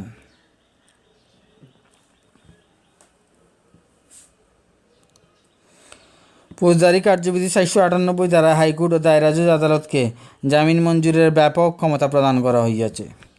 498 দ্বারা বর্ণনা করা হইয়াছে যে এই অধ্যায় অনুসারে সম্পাদিত প্রত্যেকটি মুচলেকার অর্থের পরিমাণ মামলার অবস্থা বিবেচনা করিয়া নির্ধারণ করিতে হইবে এবং অত্যাধিক হইবে না, এবং দণ্ডের পর আপিল থাকুক আর না থাকুক, হাইকোর্ট বিভাগ দায়রা জজ আদালত যে কোনো মামলায় যে কোনো ব্যক্তিকে জামিন মঞ্জুর করিবার বা পুলিশ অফিসার বা ম্যাজিস্ট্রেট কর্তৃক জামিন হ্রাস করিবার নির্দেশ দিতে পারেন। ফৌজদারি কার্যবিধি 496 ও 497 দ্বারা সকল আদালতকেই জামিন মঞ্জুরের যে ক্ষমতা প্রদান করা হইয়াছে, হাইকোর্ট বিভাগ ও দায়রা জজ আদালত উক্ত ধারা দুইটির অধীন ছাড়াও 498 দ্বারা বিধান প্রয়োগ করিয়া থাকেন। নিম্নে হাইকোর্ট ও দায়রা জজ আদালত কর্তৃক 498 দ্বারা বিধান মোতাবেক জামিনের বিধানসমূহ আলোচনা করা হইল। 120 আওতা ও প্রয়োগ। হাইকোর্ট বিভাগ এবং অথবা দায়রা জজ আদালত যখন জামিন মঞ্জুর করেন, তখন ফৌজদারি কার্যবিধি 498 দ্বারা সহ 497 দ্বারা ঐরূপ কার্য করিয়া থাকেন, এবং ম্যাজিস্ট্রেট স্বয়ং যে ক্ষমতা প্রয়োগ ধারণ করেন তাহার পেন্ডিং থাকা কেসে ইহাদের দ্বারা মঞ্জুরকৃত জামিন বাতিলের বিষয়ে উভয় আদালতের চেয়ে কম ক্ষমতা নাই। সহজ কারণ এই যে, তিনটি আদালতই ফৌজদারি কার্যবিধি 497 ধারার 5 উপধারার সংবিধিবদ্ধ লাভ করিয়াছে। 8 DLR 118 FC। এই দ্বারা হাইকোর্ট বিভাগ ও দায়রা জজ আদালতকে প্রদত্ত ক্ষমতা 497 দ্বারায় বর্ণিত জামিন অস্বীকারের বিধিবিদ্ধ সীমাবদ্ধ দ্বারা নিয়ন্ত্রিত নয়। এই দ্বারা হাইকোর্ট বিভাগ ও দায়রা জজ আদালতকে কোনো আসামির জামিন মঞ্জুরের ব্যাপক ক্ষমতা দেওয়া হইয়াছে, এমনকি তিনি যদি জামিন অযোগ্য অপরাধের ক্ষেত্রে অভিযুক্ত হন। 8 CR LJ 497। পুলিশ গ্রেপ্তার করিবার পর এমনকি ম্যাজিস্ট্রেটের নিকট কেসটি পাঠাইবার পূর্বেই জামিন মঞ্জুরের এই ক্ষমতা হাইকোর্ট ও দায়রা আদালত প্রয়োগ করিতে পারেন। 7 VUR LR 86। যে কেসে ফৌজদারি কার্যবিধির প্রযোজ্য সেই কেসে ফৌজদারি কার্যবিধি 498 দ্বারা ব্যবহৃত শব্দ প্রযোজ্য, এবং কোনো কেসে যদি বিধির আওতা অসীমার বাহিরে থাকে তাহলে 498 দ্বারা আকৃষ্ট হইবে না। 20 DLR 271 WP। গ্রেপ্তারের পূর্বে আবেদন করিলেও হাইকোর্ট বিভাগ ও দায়রা জজ আদালত এই ধারার অধীনে জামিন মঞ্জুর করিতে পারেন।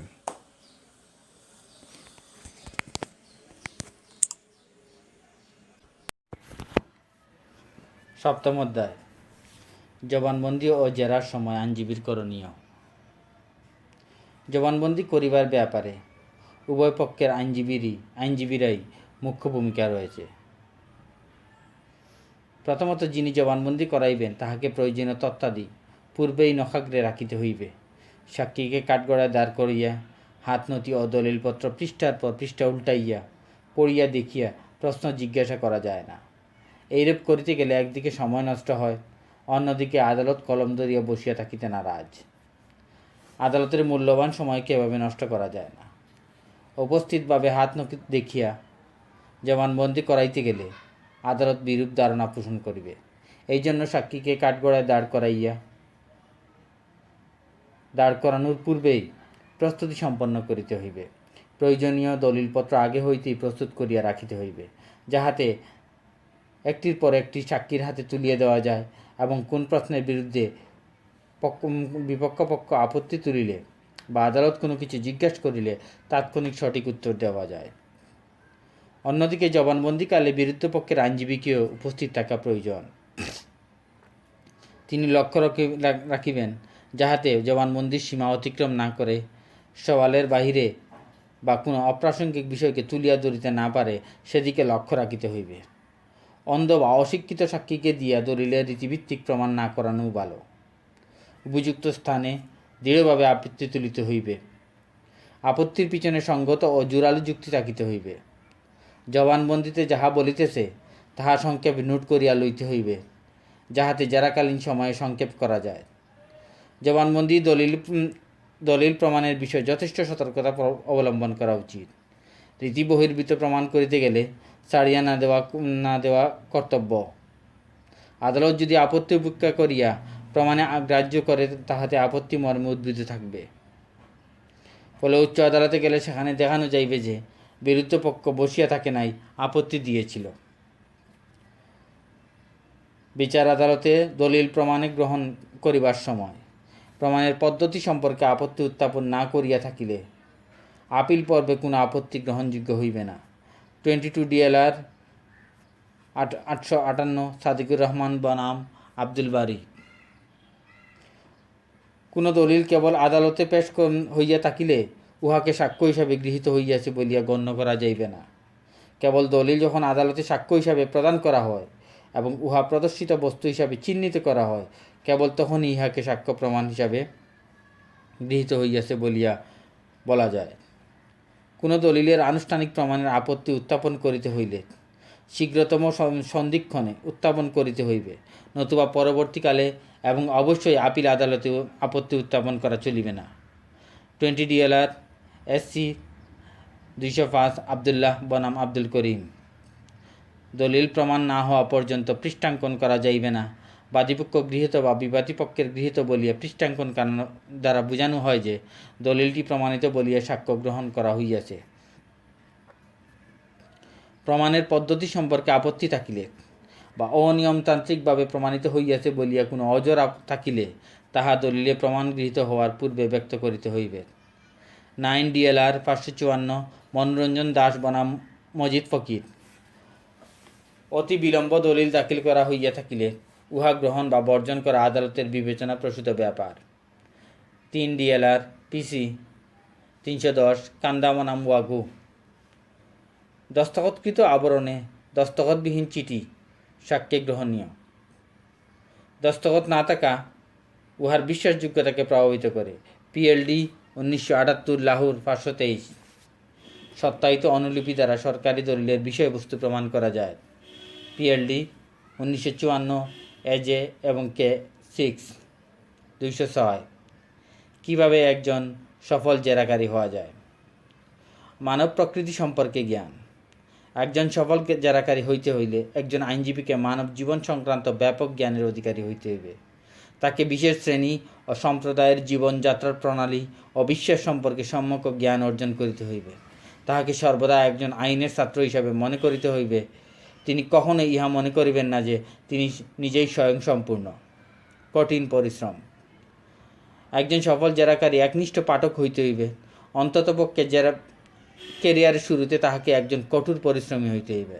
লর্ড এলডন বলেন, মহান আইনজীবী হইতে হইলে একজন লয়ারকে সন্ন্যাসীর মতো জীবনযাপন করিতে হইবে। গুণান্নে পরিশ্রম করিতে হইবে। আইনশাস্ত্রের এরিয়া ব্যাপক ও বিস্তৃত এবং একজন আইনজীবীকে আইনের সকল শাখায় সাধারণ নীতিমালার মাস্টার হইবার চেষ্টা করা উচিত। এইগুলি ছাড়া তিনি বিশেষ কেসে বিশেষ প্রশ্ন লইয়া আলোচনা করিতে সক্ষম হইবেন না। ইহা ভুল ধারণা যে সফল আইনজীবী হইতে হইলে আইনে পূর্ণ ধ্যান ধারণা ও বিষয় সম্পর্কে জ্ঞান থাকার দরকার নেই। ইহাও ঠিক নহে। আইনের বর্তমান বই ও ডাইজেস্টসমূহ অধ্যয়নই সফল আইনজীবী হওয়ার জন্য যথেষ্ট। বরং ইহা অনেক সময় একজন আইনজীবীকে ভুল পথে পরিচালিত করিতে পারে। অধিকন্তু একজন আইনজীবী বিশেষ বিষয়ে আইনের মৌলিক নীতিমালা সম্পর্কে ব্যাপক জ্ঞান থাকিতে হইবে। পাঠ্যপুস্তক এবং ডাইজেস্টের রেফারেন্স অনেক ক্ষেত্রে তাহাকে ভুল পথে পরিচালিত করিতে পারে। একজন আইনজীবী প্রধানত মানুষের কাজ এবং প্রকৃতি লইয়া নাড়াচাড়া করেন। মানুষের প্রকৃতি সম্পর্কে গভীর জ্ঞানের অধিকারী ব্যক্তি অবশ্যই একদিন সফল আইনজীবী হবেন। কমন সেন্স হইতেছে অন্য একটি গুণ, যাহা যে কোনো পেশায় সফলতার পাসপোর্ট স্বরূপ। যার যত বেশি কমন সেন্স, সে তত বেশি পরিমাণে বারে সফল হইবে। কখনো কখনো ভাগ্য, যাহা সুযোগ ছাড়া আর কিছুই নয়, একজন আইনজীবীকে বিখ্যাত করিয়া দিতে পারে। নম্র স্বভাব। একজন অ্যাডভোকেট প্রথম কর্তব্য হইতেছে তাহাকে একজন নম্র ও ভদ্রলোক হইতে হইবে। তিনি কিছুতেই ঝগড়াটি স্বভাবের হইবেন না এবং অনেকের প্রতি তাহার দায়িত্বের কথা ভুলিবেন না। ভদ্র ও নম্র স্বভাবের দ্বারা একজন অ্যাডভোকেট বিপক্ষীয় সাক্ষীর মুখ দিয়ে তাহার মক্কেলের পক্ষে তথ্য বাহির করিয়া আনিতে পারেন। ককবার্ন বলেন, সাক্ষীর সাথে আমার যে ব্যবহার করি ইহা এক জাতীয় লজ্জা। এইরূপ ব্যবহার ন্যায় বিচার প্রতিষ্ঠা না করিয়া ন্যায় বিচারের পথে বাধা হইয়া দাঁড়ায়। আদালতে, অফিসে, সমাজে, বাড়িতে কোনো স্থানেই তাহাকে বলিলে চলিবে না যে তিনি একজন ভদ্রলোক এবং তিনি একটি মহৎ পেশায় নিয়োজিত। এমন কোনো শব্দ তিনি কখনো উচ্চারণ করিবেন না যাহা তিনি ভদ্র সমাজে উচ্চারণ করিতে অপরাগ। জেরা করা একটি কঠিন কাজ। অ্যাডভোকেটের বহুবিধ কাজের মধ্যে জেরা হইতেছে কঠিনতম কাজ। মহান আইনজীবীরাও কখনো কখনো ইহাতে ব্যর্থ হইয়াছেন। আবার এমনও দেখা গিয়েছে যে মধ্যম মানের আইনজীবীরা এই কাজে ব্যাপক সফলতা লাভ করিয়াছেন। তথাপি ব্যক্তিগত অভিজ্ঞতা ও আন্তরিকতা একজন আইনজীবীকে এই কাজে পারদর্শী করিয়া তোলে। একজন ভালো লইয়ারকে একজন ভালো অভিনেতা হইতে হবে। বিশেষ সতর্ক জেরাকারী প্রায় বিপর্যকর উত্তর বাহির করিয়া আনেন। বর্তমান সময় হইতেছে সর্বোচ্চ আত্মনিয়ন্ত্রণের সময়। সাক্ষীর কোনো উত্তরে তিনি কতটুকু আহত বা খুশি হইছেন তাহা তিনি মুখের ভাবে কিছুতেই প্রকাশ পাইতে দেবেন না। তিনি পরবর্তী প্রশ্ন এমনভাবে করিবেন যেন কিছুই ঘটে নাই। জেরা করিবার সময় অ্যাডভোকেটকে নিম্ন বিষয়গুলোর প্রতি মনোযোগী হইতে হইবে। মনোভাব পর্যবেক্ষণ। জেরার ক্ষেত্রে সাক্ষীর মনোভাব যাচাই করা কিছুটা কঠিন, কারণ এই ক্ষেত্রে সাক্ষীর সহিত কৌশলীর পূর্ব যোগাযোগ থাকে না। ফলে জেরার সময় সাক্ষীর মনোভাব তাৎক্ষণিকভাবে বুঝিয়া নিতে হয়। জবানবন্দি প্রদানের সময় সাক্ষীর আচরণ সূক্ষ্মভাবে পর্যবেক্ষণ করিলে বিষয়টি সহজে হইয়া যায়। তাহা ছাড়া জেরা প্রারম্ভেই সহজে প্রশ্ন করা যায় মামলার ক্ষেত্রে গুরুত্বপূর্ণ নয়। ইহাতে সাক্ষীর চারিত্রিক প্রকৃতি যাচাই করা যায়। জেরার বিষয়বস্তু। মামলার শুনানির পূর্বে জেরার বিষয়বস্তু স্থির করিয়া রাখা উচিত। জবানবন্দির আলোকে কৌশলীকে তাড়াতাড়ি জেরার নতুন বিষয় ঠিক করিয়া নিতে হইবে। লক্ষ্য রাখিতে হইবে জবানবন্দির মাধ্যমে মামলার মূল বিরোধকে পাশ কাটানো হইতেছে কিনা। মনে রাখিতে হইবে লক্ষ্যহীন ও অগাছুলা জেরার ফলাফলে নেতিবাচক এবং তার দ্বারা জবানবন্দির বক্তব্য প্রতিষ্ঠিত হয় না। ইঙ্গিতবাহী প্রশ্ন। সাক্ষ্য আইনের 143 ধারা অনুযায়ী জেরার ক্ষেত্রে ইঙ্গিতবাহী প্রশ্ন করা চলে। জেরা এর সকল প্রয়োগে প্রার্থিত ফল পাওয়া যায়। ইঙ্গিতবাহী প্রশ্নের উত্তরে সাক্ষী নিজের অজান্তেই প্রকৃত বিষয় প্রকাশ করিয়া দেয়। যে ক্ষেত্রে প্রতীয়মান হয় যে সাক্ষী সতর্ক ও চতুর, সেখানে গুরুত্বপূর্ণ প্রশ্নের ক্ষেত্রে ইঙ্গিতবাহী প্রশ্ন না করাই শ্রেয়।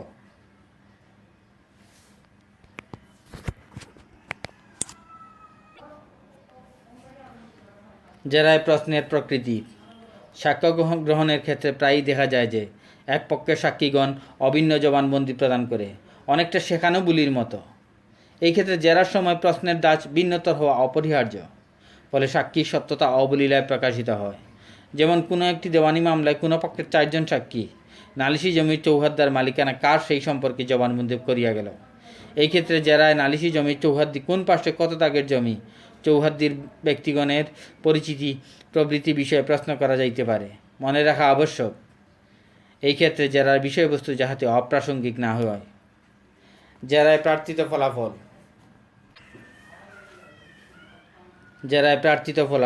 জেরায় প্রশ্নগুলো এমনভাবে করা উচিত যাহাতে জবানবন্দির বক্তব্য আদালতের নিকট আরও বিশ্বাসযোগ্য হইয়া ওঠে না। সাক্ষীর বিশ্বাসযোগ্যতা নষ্ট হওয়া বা গ্রহণযোগ্যতা কমিয়ে যাওয়া জেরার বড় প্রাপ্তি। মামলা ভেদ করা। ফৌজদারি ও দেওয়ানি মামলায় জেরার কৌশল এক নয়। এমনকি দেওয়ানি মামলার ক্ষেত্রেও মামলার প্রকৃতি অনুযায়ী জেরা করা উচিত। এই ক্ষেত্রে লক্ষ্যবস্তু ঠিক করা উচিত। যেমন সত্যের মামলায় মালিকানা জেরার লক্ষ্যবস্তু হইতে পারে, নিষেধাজ্ঞার মামলায় দখল ইত্যাদি।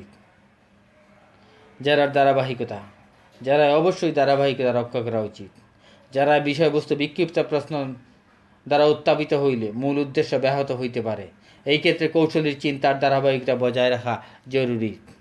সাক্ষীর প্রভাব বলয়।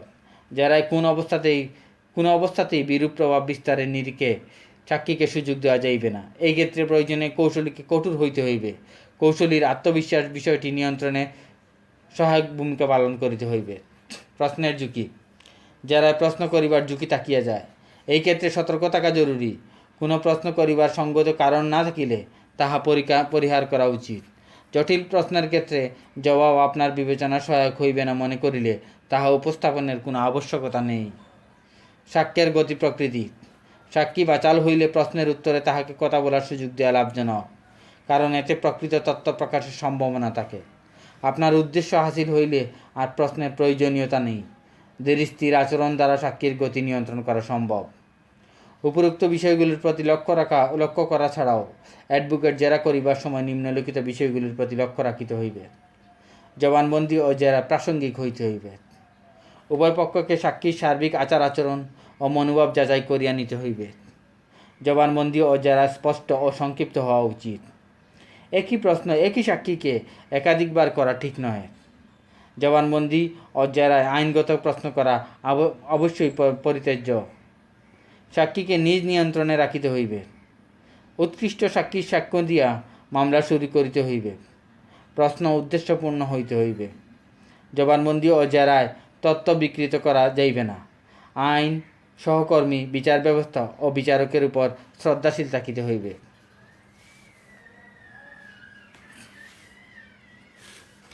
অষ্টম অধ্যায় জবানবন্দির বিষয়বস্তু। অষ্টম অধ্যায় জবানবন্দির বিষয়বস্তু। সাক্ষী সাধারণত স্বেচ্ছায় আদালতে আসেন না, তাহাকে আহ্বান করিয়া আনিতে হয়। বাদী বা ফরিয়াদি এবং বিবাদী বা আসামি সাক্ষীকে আনিবার জন্য আদালত যুগের সম্মান দ্বারা বা অন্যভাবে আহ্বান করেন। যাহার আহ্বানে সাক্ষী আসেন, সাক্ষীকে তাহার সাক্ষী বলা হয়। বাদী যাহাদের আহ্বান করিয়াছেন তাহারা বাদীর সাক্ষী, বিবাদী যাহাদের আহ্বান করিয়াছেন তাহারা বিবাদী সাক্ষী। সাক্ষ্য আইনের দ্বারা এবং ক্রম সকলের জানা উচিত। সাক্ষ্য প্রদানের সময় উপস্থিত হইলে প্রমাণের ভার যে পক্ষের উপর, সেই পক্ষ কিংবা তাহার অ্যাডভোকেট কোনো সাক্ষীকে ডাকিবেন তাহা আদালতকে জানান। আদালতের নির্দেশ তখন সেই সাক্ষীকে ডাকা হয়। তিনি বিচারকের সম্মুখে উপস্থিত হন। প্রায় প্রত্যেক আদালতেই সাক্ষীর দাঁড়াইবার স্থান নির্দিষ্ট থাকে। ইহাকে সাক্ষীর কাঠগড়া বা সাক্ষীর মঞ্চ বলা হয়। এই মঞ্চ অতি সংকীর্ণ ও অপরিসর, কারণ ইহাতে একসময় একজনের বেশি দাঁড়াইবার প্রয়োজন নাই। সাক্ষীর মঞ্চে তাহার বসিবার ব্যবস্থা নাই। মঞ্চে উঠিয়াই ব্যক্তি প্রথমে হলফনামা পাঠ করেন। সাক্ষী নিরক্ষর হইলে তাকে হলফনামা দেওয়া হয়। এইভাবে প্রথম পর্ব শেষ হয়। এইবার যিনি সাক্ষী আহ্বান করিয়াছেন তিনি বা তাহার অ্যাডভোকেট সাক্ষীকে প্রশ্ন করিতে শুরু করেন। প্রশ্ন করিয়া তিনি সাক্ষী দ্বারা তাহার বক্তব্য নেন। ইহাকে জবানবন্দি গ্রহণ বলে। জবানবন্দি গ্রহণ শেষে হইলে বিপক্ষ কিংবা তাহার অ্যাডভোকেট সাক্ষীকে প্রশ্ন করেন এবং প্রশ্নের মাধ্যমে তাহাদের সহায়তাকারী কথা আদায় করিয়া লন। ইহাকে জেরা বলে। অতঃপর যেই পক্ষ সাক্ষীকে ডাকিয়াছেন সেই পক্ষ বা তাহার অ্যাডভোকেট তাহাকে পুনরায় প্রশ্ন করিতে পারেন। ইহাকে পুনর্জবানবন্দি বলে। আগেই বলা হইয়াছে যে বাদী যাহাকে আহ্বান করিয়াছেন তিনি বাদীর সাক্ষী, বিবাদী যাহাকে আহ্বান করিয়াছেন তিনি বিবাদীর সাক্ষী। অনুরূপভাবে সরকার বা ফরিয়াদি যাহাকে আহ্বান করিয়াছেন তিনি সরকারের বা ফরিয়াদির সাক্ষী এবং আসামি যাহাকে আহ্বান করিয়াছেন তিনি আসামির সাক্ষী।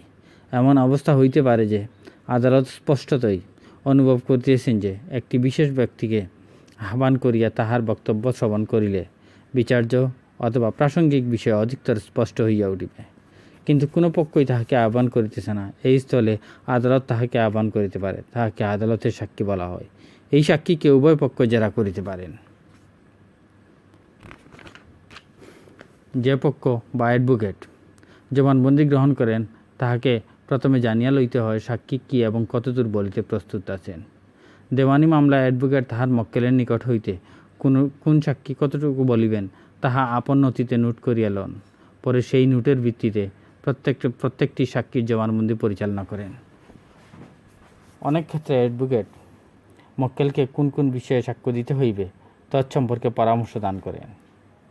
ফৌজদারি মামলায় সাধারণত সরকার পক্ষই বাদী থাকেন। তদন্তকারী কর্মকর্তাবৃন্দ সাক্ষীদের বক্তব্য একটি ছক অ্যাডভোকেটের জন্য প্রস্তুত রাখেন। তাহার ভিত্তিতে অ্যাডভোকেট সাক্ষীর জবানবন্দি গ্রহণ করেন। সাক্ষীর জবানবন্দি পরিচালনা করার জন্য মামলার বিচার্য বিষয় এবং প্রাসঙ্গিক বিষয় সম্পর্কে সম্পূর্ণ পরিচিত হওয়া প্রয়োজন। ইহা খুব সহজ ব্যাপার নয়। অ্যাডভোকেট প্রথমে আপন মস্তিষ্কে সাক্ষীর আসন্ন বক্তব্যকে ধারণ করিবেন এবং সাক্ষী যাহাতে পারস্পর্য রক্ষা করিয়া সুবিন্যস্তভাবে তাহার বক্তব্য বলিয়া যায় সেইভাবে প্রশ্নের পর প্রশ্ন করিয়া চলিবেন। 207 জবানবন্দিতে ইঙ্গিতবাহী প্রশ্ন করা যায় না। সাধারণত বাদী বা ফরিয়াদি পক্ষ তাহার আর্জিতে বা ফরিয়াদে বর্ণিত বিরোধ প্রমাণের জন্য নিজের সাক্ষী প্রথম দিয়া থাকে এবং তাহার সাক্ষ্যের সপক্ষে কথা, ইতিবাচক প্রমাণ ও বিপক্ষের সওয়াল বা অজরে বর্ণিত গুরুত্বপূর্ণ বিষয় অস্বীকার বা নেতিবাচক বর্ণনা দিয়া থাকে। সাক্ষীকে কমিশনে জবানবন্দি করানো না হইলে প্রকাশ্য আদালতে সাক্ষী দিতে হয়। জবানবন্দি শেষ হইলে বিরুদ্ধ পক্ষ জেরা শুরু করিবে। এইভাবে বাদী বা ফরিয়াদী পক্ষের একাধিক সাক্ষী থাকলে তাহাদের সাক্ষ্য সমাপ্তির পরে বিবাদী বা আসামি পক্ষের সাক্ষী চলিতে থাকে। জবানবন্দি বিচার্য বিষয় এবং প্রাসঙ্গিক বিষয়ের মধ্যেই সীমিত থাকে। সাক্ষীর জবানবন্দি এমন সব বিষয়ে গ্রহণ করিতে হইবে যে বিষয়ে তার জ্ঞান প্রত্যক্ষ। সাক্ষীর কোনো অভিমত কিংবা বিশ্বাস গ্রহণীয় নয়। সাক্ষীর জেরান্নে জবানবন্দিও গুরুত্বপূর্ণ বিষয়, তাই অ্যাডভোকেট সতর্কতাভাবে জবানবন্দি করাইয়া থাকেন। এই জন্য চেম্বারে সাক্ষীদের পূর্বেই পরীক্ষা করা প্রয়োজন। জবানবন্দি দ্বারা মক্কেলের মামলার সংক্ষেপে স্পষ্টভাবে প্রমাণ করিতে হয়।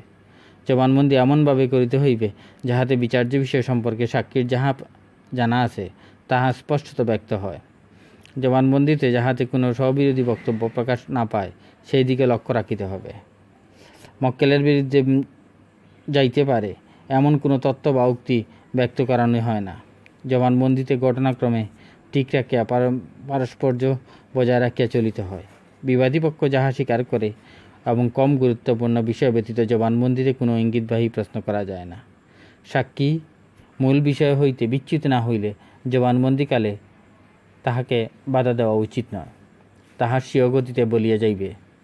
আদালতে সাক্ষ্য দিতে আসিয়া অনেক সাক্ষী স্নায়ুবিকতায় ভুগিতে থাকে। অ্যাডভোকেট তাহার সাক্ষীকে ভদ্র ও বন্ধুসুলভ আচরণ দ্বারা মানসিক অবসাদ দূর করিয়া জেরাকারীকে যাহাতে সাহসের সাথে মোকাবিলা করিতে পারে এই মনোবল দিয়া থাকেন। যে সাক্ষী কোনো বিশেষ তথ্য সম্বন্ধে সন্দিহান এবং নির্দিষ্টভাবে উত্তর দিতে অপারগ তাহাকে পুনঃ পুনঃ উক্ত প্রশ্ন করিলে বেশি বিভ্রান্ত হইবে, ফলে আহ্বানকারীর পক্ষে বলিতে ইচ্ছা করিলেও কুলমাল বাঁধাইয়া দিবে।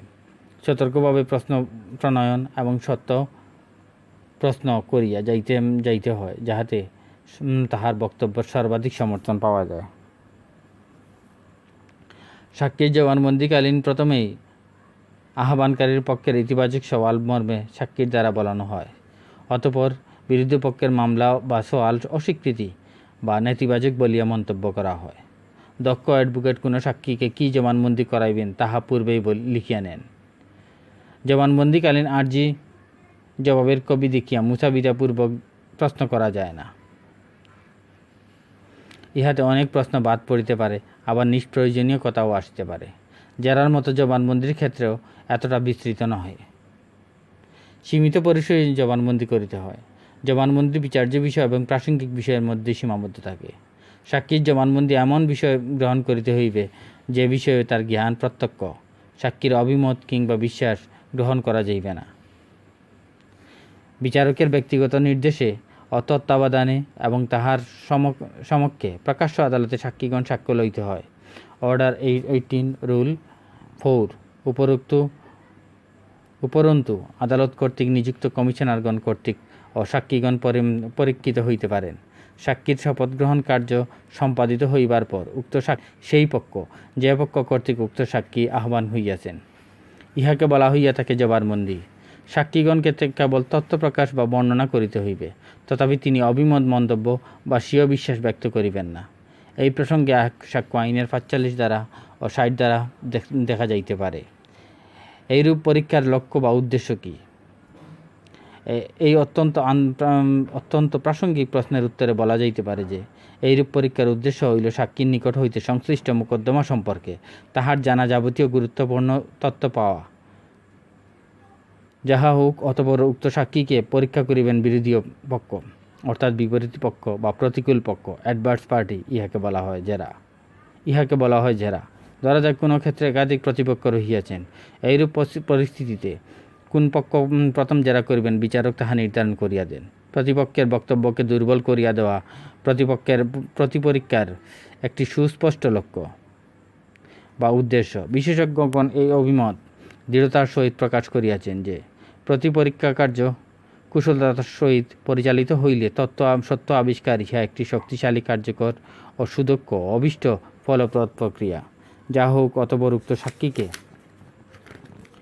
আহ্বানকারীর পক্ষ কথিত সাক্ষীকে ইতিমধ্যে প্রদত্ত সাক্ষ্যকে ব্যাখ্যা করিবার জন্য বা তাহা সংশোধন করিবার জন্য পুনঃপরীক্ষা করিতে পারেন। আদালতের অনুমতিক্রমে পুনঃপরীক্ষাকালে নতুন বিষয়ে প্রশ্নাদি উত্থাপিত হইতে পারে। এইরূপ ক্ষেত্রে বিপরীত পক্ষ তাহা ওই বিষয়ে আবার জেরা করিতে পারেন।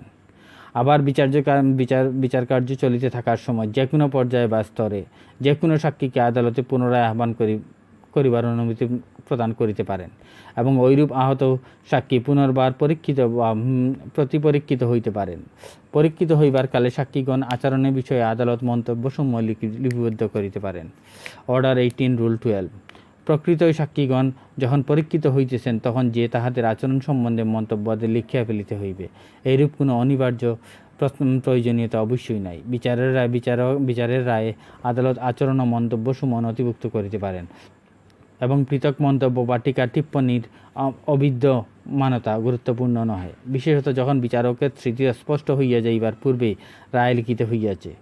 এতদ বিষয়ে সীতালক্ষ্মী বনাম বেস্কট 34 CWN 593 PC মামলার বিচার চলাকালে লর্ড আটকিন যে মন্তব্য ও অভিমত ব্যক্ত করিয়াছিলেন অনুসন্ধিৎস পাঠক তাহা দেখিতে পারেন।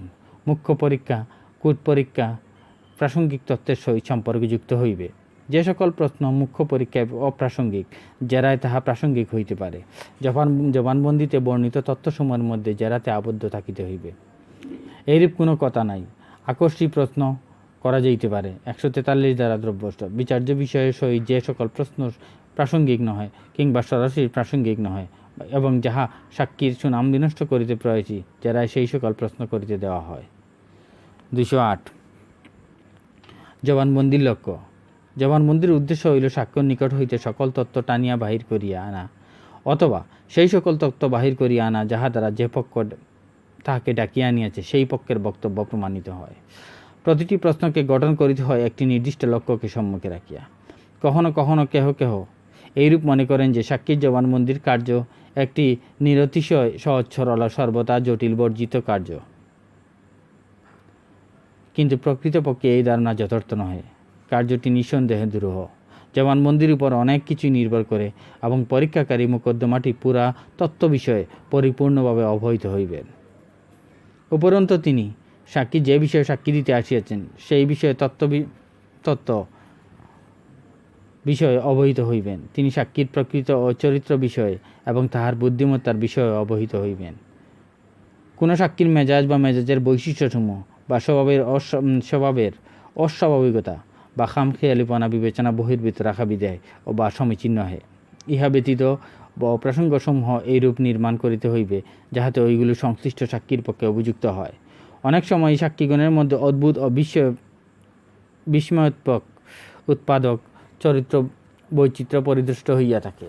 কোনো সাক্ষী বাচাল, কোনো সাক্ষী ভীরু, কোনো সাক্ষী নির্বোধ, বুদ্ধিমত্তা বিবর্জিত। তাহাদের নিকট হইতে সত্য উদ্ঘাটন প্রক্রিয়া একই প্রকার হইতে পারে না। বিশেষ ও নিশ্চিদ্র যত্ন সহকারে তাদের নিকট হইতে সত্য বাহির করিতে সচেষ্ট হইতে হইবে।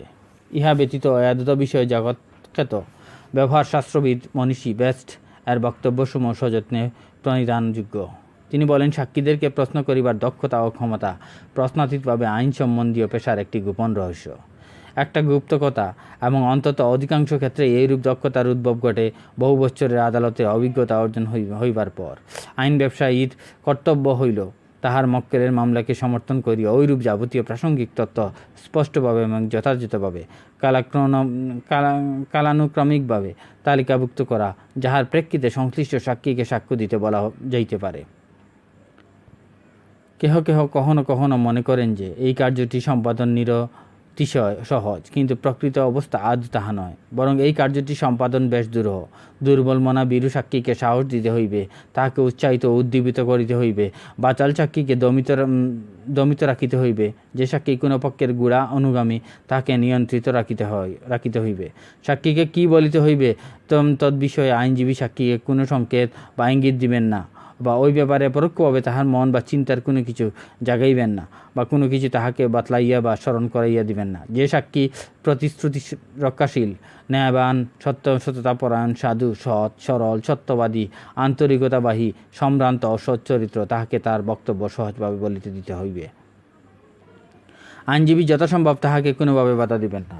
ফৌজদারি মামলার বেলায় অভিশংসক আইনজীবী কর্তব্য আর ব্যাপকতা সমন্বিত। প্রচলিত নিয়মানুসারে অভিযোগকারী আইনজীবী সাক্ষীকে এইরূপ প্রশ্নসমূহ জিজ্ঞাসা করেন যাহা বাদীপক্ষের অনুকূল। সম্ভবত ইহাই তাহার কর্তব্য। পুনশ্চ তিনি সংশ্লিষ্ট ব্যক্তিকে দোষী বলিয়া সাব্যস্ত করিবার জন্য অসঙ্গত চাপ সৃষ্টি করিতে প্রয়াসী হইবেন না। জবানবন্দি সর্বদা প্রাসঙ্গিক তথ্য সম্বন্ধীয় হইবে। উপযুক্ত ক্ষেত্রে স্বীকার্য জবানবন্দি ভিত্তিক সাক্ষ্য অভিমত স্বীকৃত হইয়া থাকে। মুখ্য পরীক্ষার সময় সাক্ষীকে যে সকল প্রশ্ন করা যায় তাহার পরিধি ও সীমা সম্পর্কে সম্পূর্ণ জ্ঞানার্জনের নিমিত্ত সাক্ষ্য আইনের 142, 144, 154, 155, 156, 157 ও 159 ধারাসমূহ অভিনিবেশ সহকারে পাঠ করা কর্তব্য। মুখ্য পরীক্ষার সময় আকস্মিক প্রশ্ন লিডিং কোয়েশ্চেন করা যায় না। কোনো দস্তাবেজ প্রকাশ না করিয়া উহার বিষয়বস্তু সম্পর্কে কোনো প্রশ্ন করা যায় না। উক্ত 158, 159 দ্বারা বিধৃত বিধান এই প্রসঙ্গে দেখা যাইতে পারে। কোনো সাক্ষী প্রতিকূল হইয়া দাঁড়াইলে যে পক্ষ তাহাকে আহ্বান করিয়াছে সেই পক্ষকে আদালতে অনুমতিক্রমে তাহা জেরা করিতে পারে, তাহার নিন্দা করিতে দেওয়া যায়। সাক্ষ্য আইনের 137 দ্বারা বলা হইয়াছে, যেই পক্ষ সাক্ষী উপস্থাপন করে সেই পক্ষ কর্তৃক উক্ত সাক্ষীর পরীক্ষাকে সাক্ষীর জবানবন্দি বলে। জবানবন্দি প্রাসঙ্গিক ঘটনাবলীর মধ্যে সীমাবদ্ধ থাকে, যারা সাক্ষীর জবানবন্দির মধ্যেই সীমাবদ্ধ থাকে। যারা শুধু সাক্ষী কর্তৃক প্রদত্ত জবানবন্দির মধ্যেই সীমিত, যখন কোনো পক্ষ এমনকি ভুলক্রমে কাঠগড়ায় হাজির হয় এবং প্রদান করে তবে সে সাক্ষীতে পরিণত হয় এবং অপর পক্ষ তাহাকে জেরা করিবার অধিকারী হয়। এমনকি তাহার জেরা সমস্ত কেসে জেরা হতে পারে। জেরা তাহার জবানবন্দিতে সীমাবদ্ধ নাও থাকিতে পারে। একজন সাক্ষী যিনি একটি দলিল প্রমাণ করিতেছেন তিনি অন্য বিষয়ে পরীক্ষিত হইতে পারেন। জবানবন্দিতে প্রদত্ত তথ্যকে চ্যালেঞ্জ করিয়া তাহা জেরা করা হয়। সাক্ষ্য আইনে এমন কোনো বিধান নাই যাহার বলে জবানবন্দি দেয়নি এমন কোনো সাক্ষীকে জেরা করা যায়। ফৌজদারি কার্যবিধি 342 ধারা অনুযায়ী আসামিকে প্রশ্ন করিবার সময় শুধু যে সাক্ষ্য দ্বারা তাকে দোষী সাব্যস্ত করিবার কথা বলা হইয়াছে তন্মর্মে উত্তর চাহিতে হইবে। সাক্ষীকে জেরা করিবার ব্যর্থতা সাক্ষীর বক্তব্য স্বীকৃত বলিয়া বুঝায়। বিবাদীর কৃতিত্ব সম্পর্কে সাক্ষ্য মর্মে বাদীপক্ষ কোনো প্রশ্ন জেরায় উত্থাপন না করিয়া বুঝিতে দেওয়া হয় যে ওই সাক্ষী বাদীপক্ষ স্বীকার করিয়াছে এবং জবানবন্দিতে ব্যক্ত না হওয়ায় জেরার প্রশ্ন করা হইলে আপত্তি সঠিক গণ্য করা হয়। জেরা প্রসঙ্গে সাক্ষী যে সকল বিষয় উল্লেখ করেন পুনর্জবানবন্দিতে সেইগুলির ব্যাখ্যা চাইতে হইবে। জবানবন্দি গ্রহণের সময় যদি আদালতের অনুমতি লইয়া কোনো বিষয়ে অবতারণা করা হয় তবে বিরুদ্ধ পক্ষ সেই সকল বিষয়ে আরও জেরা করিতে পারে। সাধারণত বাদী বা ফরিয়াদি পক্ষ তাহার আর্জি বা ফরিয়াদে বর্ণিত বিরোধ প্রমাণের জন্য নিজের সাক্ষী প্রথম দিয়া থাকে। সপক্ষের কথা ইতিবাচক প্রমাণ ও বিপক্ষের সওয়াল বা অজর বর্ণিত গুরুত্বপূর্ণ বিষয় অস্বীকার বা নেতিবাচক বর্ণনা দিয়া থাকে। সাক্ষীকে কমিশনে জবানবন্দি করানো না হইলে প্রকাশ্য আদালতে সাক্ষী দিতে হয়। জবানবন্দি শেষ হইলে বিরোধী পক্ষ জেরা শুরু করিবে। এইভাবে বাদী বা ফরিয়াদি পক্ষের একাধিক সাক্ষী থাকিলে তাহাদের সাক্ষ্য সমাপ্তির পর বিবাদী বা আসামির পক্ষে সাক্ষ্য চলিতে থাকে।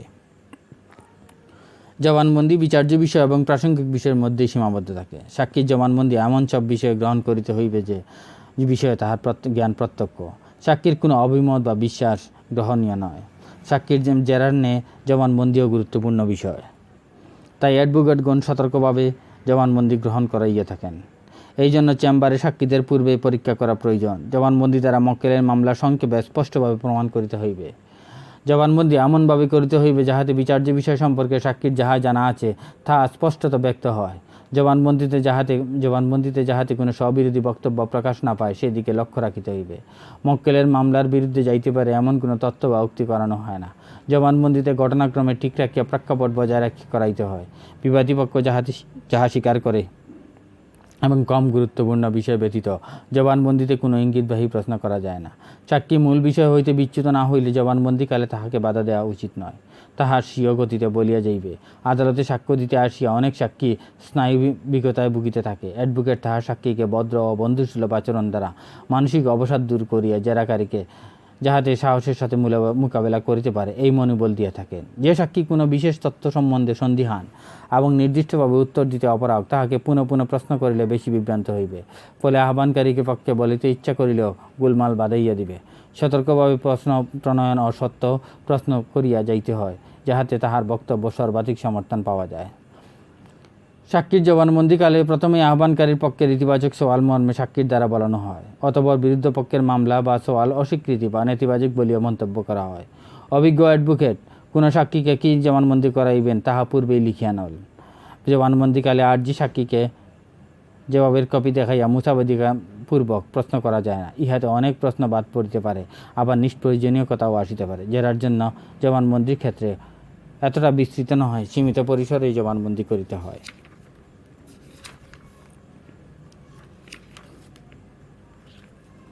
209 জবানবন্দি প্রসঙ্গে পল ব্রাউনের নীতি। পল ব্রাউন ফিলাডেলফিয়া বারের একজন সফল ও দক্ষ আইনজীবী ছিলেন। জবানবন্দি গ্রহণ সম্পর্কে তিনি কতিপয় নির্দেশ দিয়েছেন। এইগুলি সর্বজন স্বীকৃত এবং অতীব মূল্যবান। নিম্নে এই সম্পর্কে বিস্তৃত আলোচনা করা হইল। 1. সাক্ষী যদি অতীব সাহসী হয়, তাহলে আপনি গম্ভীর হইবেন, ইহার ফলে সাক্ষীর অতি সাহসিকতা কমিয়া যাইবে। 2. সাক্ষী যদি অতি বীর প্রকৃতির হয়, অব্যবস্থিত চিত্ত হয়, তাহা হইলে পরিচিত বিষয় লইয়া তাহার জবানবন্দি আরম্ভ করুন। আপনার বাড়ি কোথায়, পক্ষগণকে চিনেন কি, এই জাতীয় সাধারণ প্রশ্ন করিতে থাকুন। ইহাতে তাহার দুর্বলতা কমিয়া যাইবে, তাহার চিত্ত ব্যবস্থিত হইবে। সাক্ষী শান্ত ও সংযত হওয়ার পর তাহাকে গুরুত্বপূর্ণ বিষয়ে প্রশ্ন করুন। সর্বদা নম্র থাকুন, না হইলে সাক্ষী আবার ভাঙ্গিয়া যা পড়িবে। 3. আপনার সাক্ষ্য যদি আপনার অনুকূলে না হইয়া প্রতিকূলে হইয়া পড়ে, সেই স্থলে আপনার চিত্তে যেন নৈরাশ্য না জাগে। আপনার মুখের নৈরাশ্যের ভাব প্রতিফলিত হইলে আপনার মক্কেলের ক্ষতি হইতে পারে। 4. সাক্ষীর জবানবন্দি গ্রহণ করিতে থাকা অবস্থায় যদি আপনার লক্ষ্য করেন যে সাক্ষীর মন আপনার মক্কেলের প্রতিকূলে, তবে তাহাকে তাড়াতাড়ি বিদায় করুন। মনে রাখিবেন, ঘরের শত্রু অতিশয় বিপজ্জনক। 5. যে সাক্ষীকে আপনার বিরুদ্ধ পক্ষ ডাকিতে বাধ্য, তাহাকে কখনোই ডাকিবেন না। বিরুদ্ধ পক্ষ যে সাক্ষীকে ডাকিতে বাধ্য, তাহারাই ডাকিবেন। তাহাকে জেরা করিয়া আপনি দ্বিগুণ ফায়দা উঠাইতে পারিবেন। বিপক্ষের সাক্ষীর মুখ হইতে আপনার মক্কেলের অনুকূলে কোনো বক্তব্য পাওয়া গেলে তাহার মূল্য দ্বিগুণ হইয়া উঠিবে। 6. উদ্দেশ্য ব্যতীত প্রশ্ন করিবেন না। 7. আপত্তি হইলে যে প্রশ্ন টিকিবে না, তেমন প্রশ্ন সেই আকারে কখনোই করিবেন না। 8. বিরুদ্ধ পক্ষের অ্যাডভোকেট যে প্রশ্ন সাক্ষীকে সাক্ষী করিতে চাহেন, তাহাতে অনর্থক বাধা দিবেন না। 9. স্পষ্ট করিয়া সহজভাবে প্রশ্ন করিবেন। 10. প্রশ্ন করাকালীন আপনার কণ্ঠস্বরের অবস্থার পরিপ্রেক্ষিতে উঠানামা করিবে। 210 জেরার নিয়ম। নিম্নে জেরার নিয়মাবলী সম্পর্কে আলোচনা করা হইল। সাক্ষীকে পর্যবেক্ষণে রাখা, সর্বাবস্থায় সাক্ষীর আচার, উদ্দেশ্য, একাগ্রতা, বক্তব্যের সত্যতা ও কৌশলীর পক্ষের প্রতি মনোভাব যাচাই ও লক্ষ্য রাখা অপরিহার্য। জেরায় কৌশলীকে যে কোনো পরিস্থিতিতে মেজাজ স্বাভাবিক রাখিতে হইবে। কৌশলী বিনয়ী ও নম্র আচরণ জেরায় ইতিবাচক ফল পাওয়া যায়। 3. জবানবন্দিতে সাক্ষীর অভিব্যক্তি হৃদয়গম্য করে জেরায় যে নিরিখে সাক্ষীকে ঘায়েল করা উচিত। 4. সাক্ষীগণ শত্রু নয়, বন্ধু কৌশলীর এই মনোভাব জেরায় প্রকাশ হওয়া উচিত। কখনো কখনো জেরায় সাক্ষীর প্রতি সহানুভূতিশীল আচরণ প্রকৃত সত্য উদ্ঘাটনে সহায়ক হয়। ক্ষেত্রবিশেষ 5. ক্ষেত্রবিশেষ সাক্ষীর আচরণ, কৌশলীর কণ্ঠস্বর ও প্রশ্নের ধরন পরিবর্তন করা উচিত। এর ফলে সাক্ষী কৌশলীর নিয়ন্ত্রণে চলিয়ে আসে। 6. সাক্ষীর কোনো দুর্বল দিক থাকলে সেই বিষয়ে সহানুভূতিশীল হন। কৌশলে সাক্ষীর মিত্র সাজিয়া জেরার মূল উদ্দেশ্য হাসিল করা সহজতর।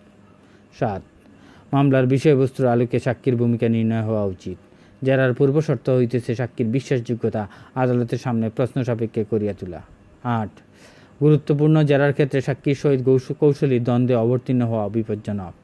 ইহাতে জেরার মূল উদ্দেশ্যে ব্যাহত হয়। 9. অনেক সময় অতি সততা প্রমাণ করিতে গিয়া হিতে বিপরীত ফলাফল চাহিয়া আসে। কাজেই যে সাক্ষীকে অপর পক্ষ ডাকিতে বাধ্য, সেই সাক্ষীকে না ডাকাই শ্রেয়। 10. জেরাকালে আদালতের সার্বিক পরিস্থিতির উপর স্থির দৃষ্টি রাখিতে হইবে। এই ক্ষেত্রে জেরার বিষয়বস্তুর উপর কৌশলীর স্বীয় মক্কেলের মনোভাব ইতিবাচক না নেতিবাচক, তাহা পর্যবেক্ষণ করা যায়। নিজ মক্কেলের জন্য বিব্রত করে এমন জেরা থেকে বিরত থাকাই শ্রেয়। 11. উদ্দেশ্যহীন প্রশ্ন অবশ্যই পরিত্যাজ্য, কারণ ইহাতে লক্ষ্যবস্তু থেকে কৌশলীর বিচ্যুতি হওয়ার সম্ভাবনাই থাকে। 12. জেরায় কৌশলীকে আদালতের প্রতি বিশ্বস্ত হইতে হইবে, সহকর্মী সহ সকলের প্রতি আন্তরিক হইতে হইবে।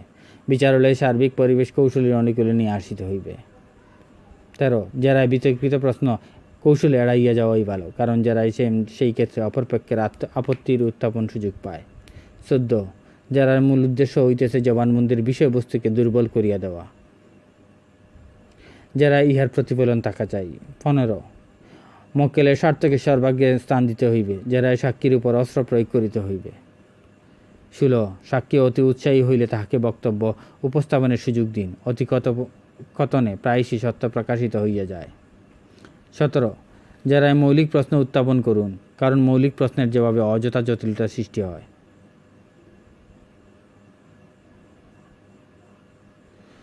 18 মনে রাখা আবশ্যক যে দেওয়ানি ও ফৌজদারি মামলায় জেরার পালনীয় বিধান কিছুটা ভিন্নধর্মী। এই ক্ষেত্রে কৌশলীর বুদ্ধিমত্তা প্রয়োগ করা উচিত।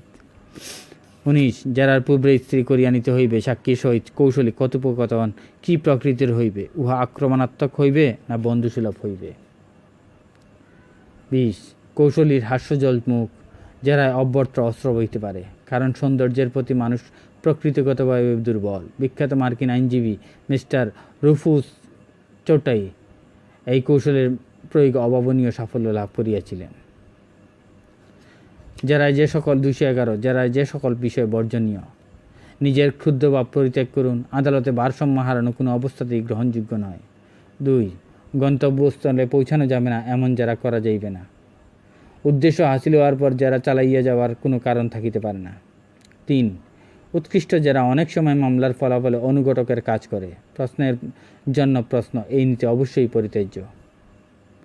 4 আদালতে বিরক্তির উদ্বেগ হয় এমন পরিবেশ যাহাতে সৃষ্টি না হয় সেই দিকে বিশেষ লক্ষ্য রাখিতে হয়।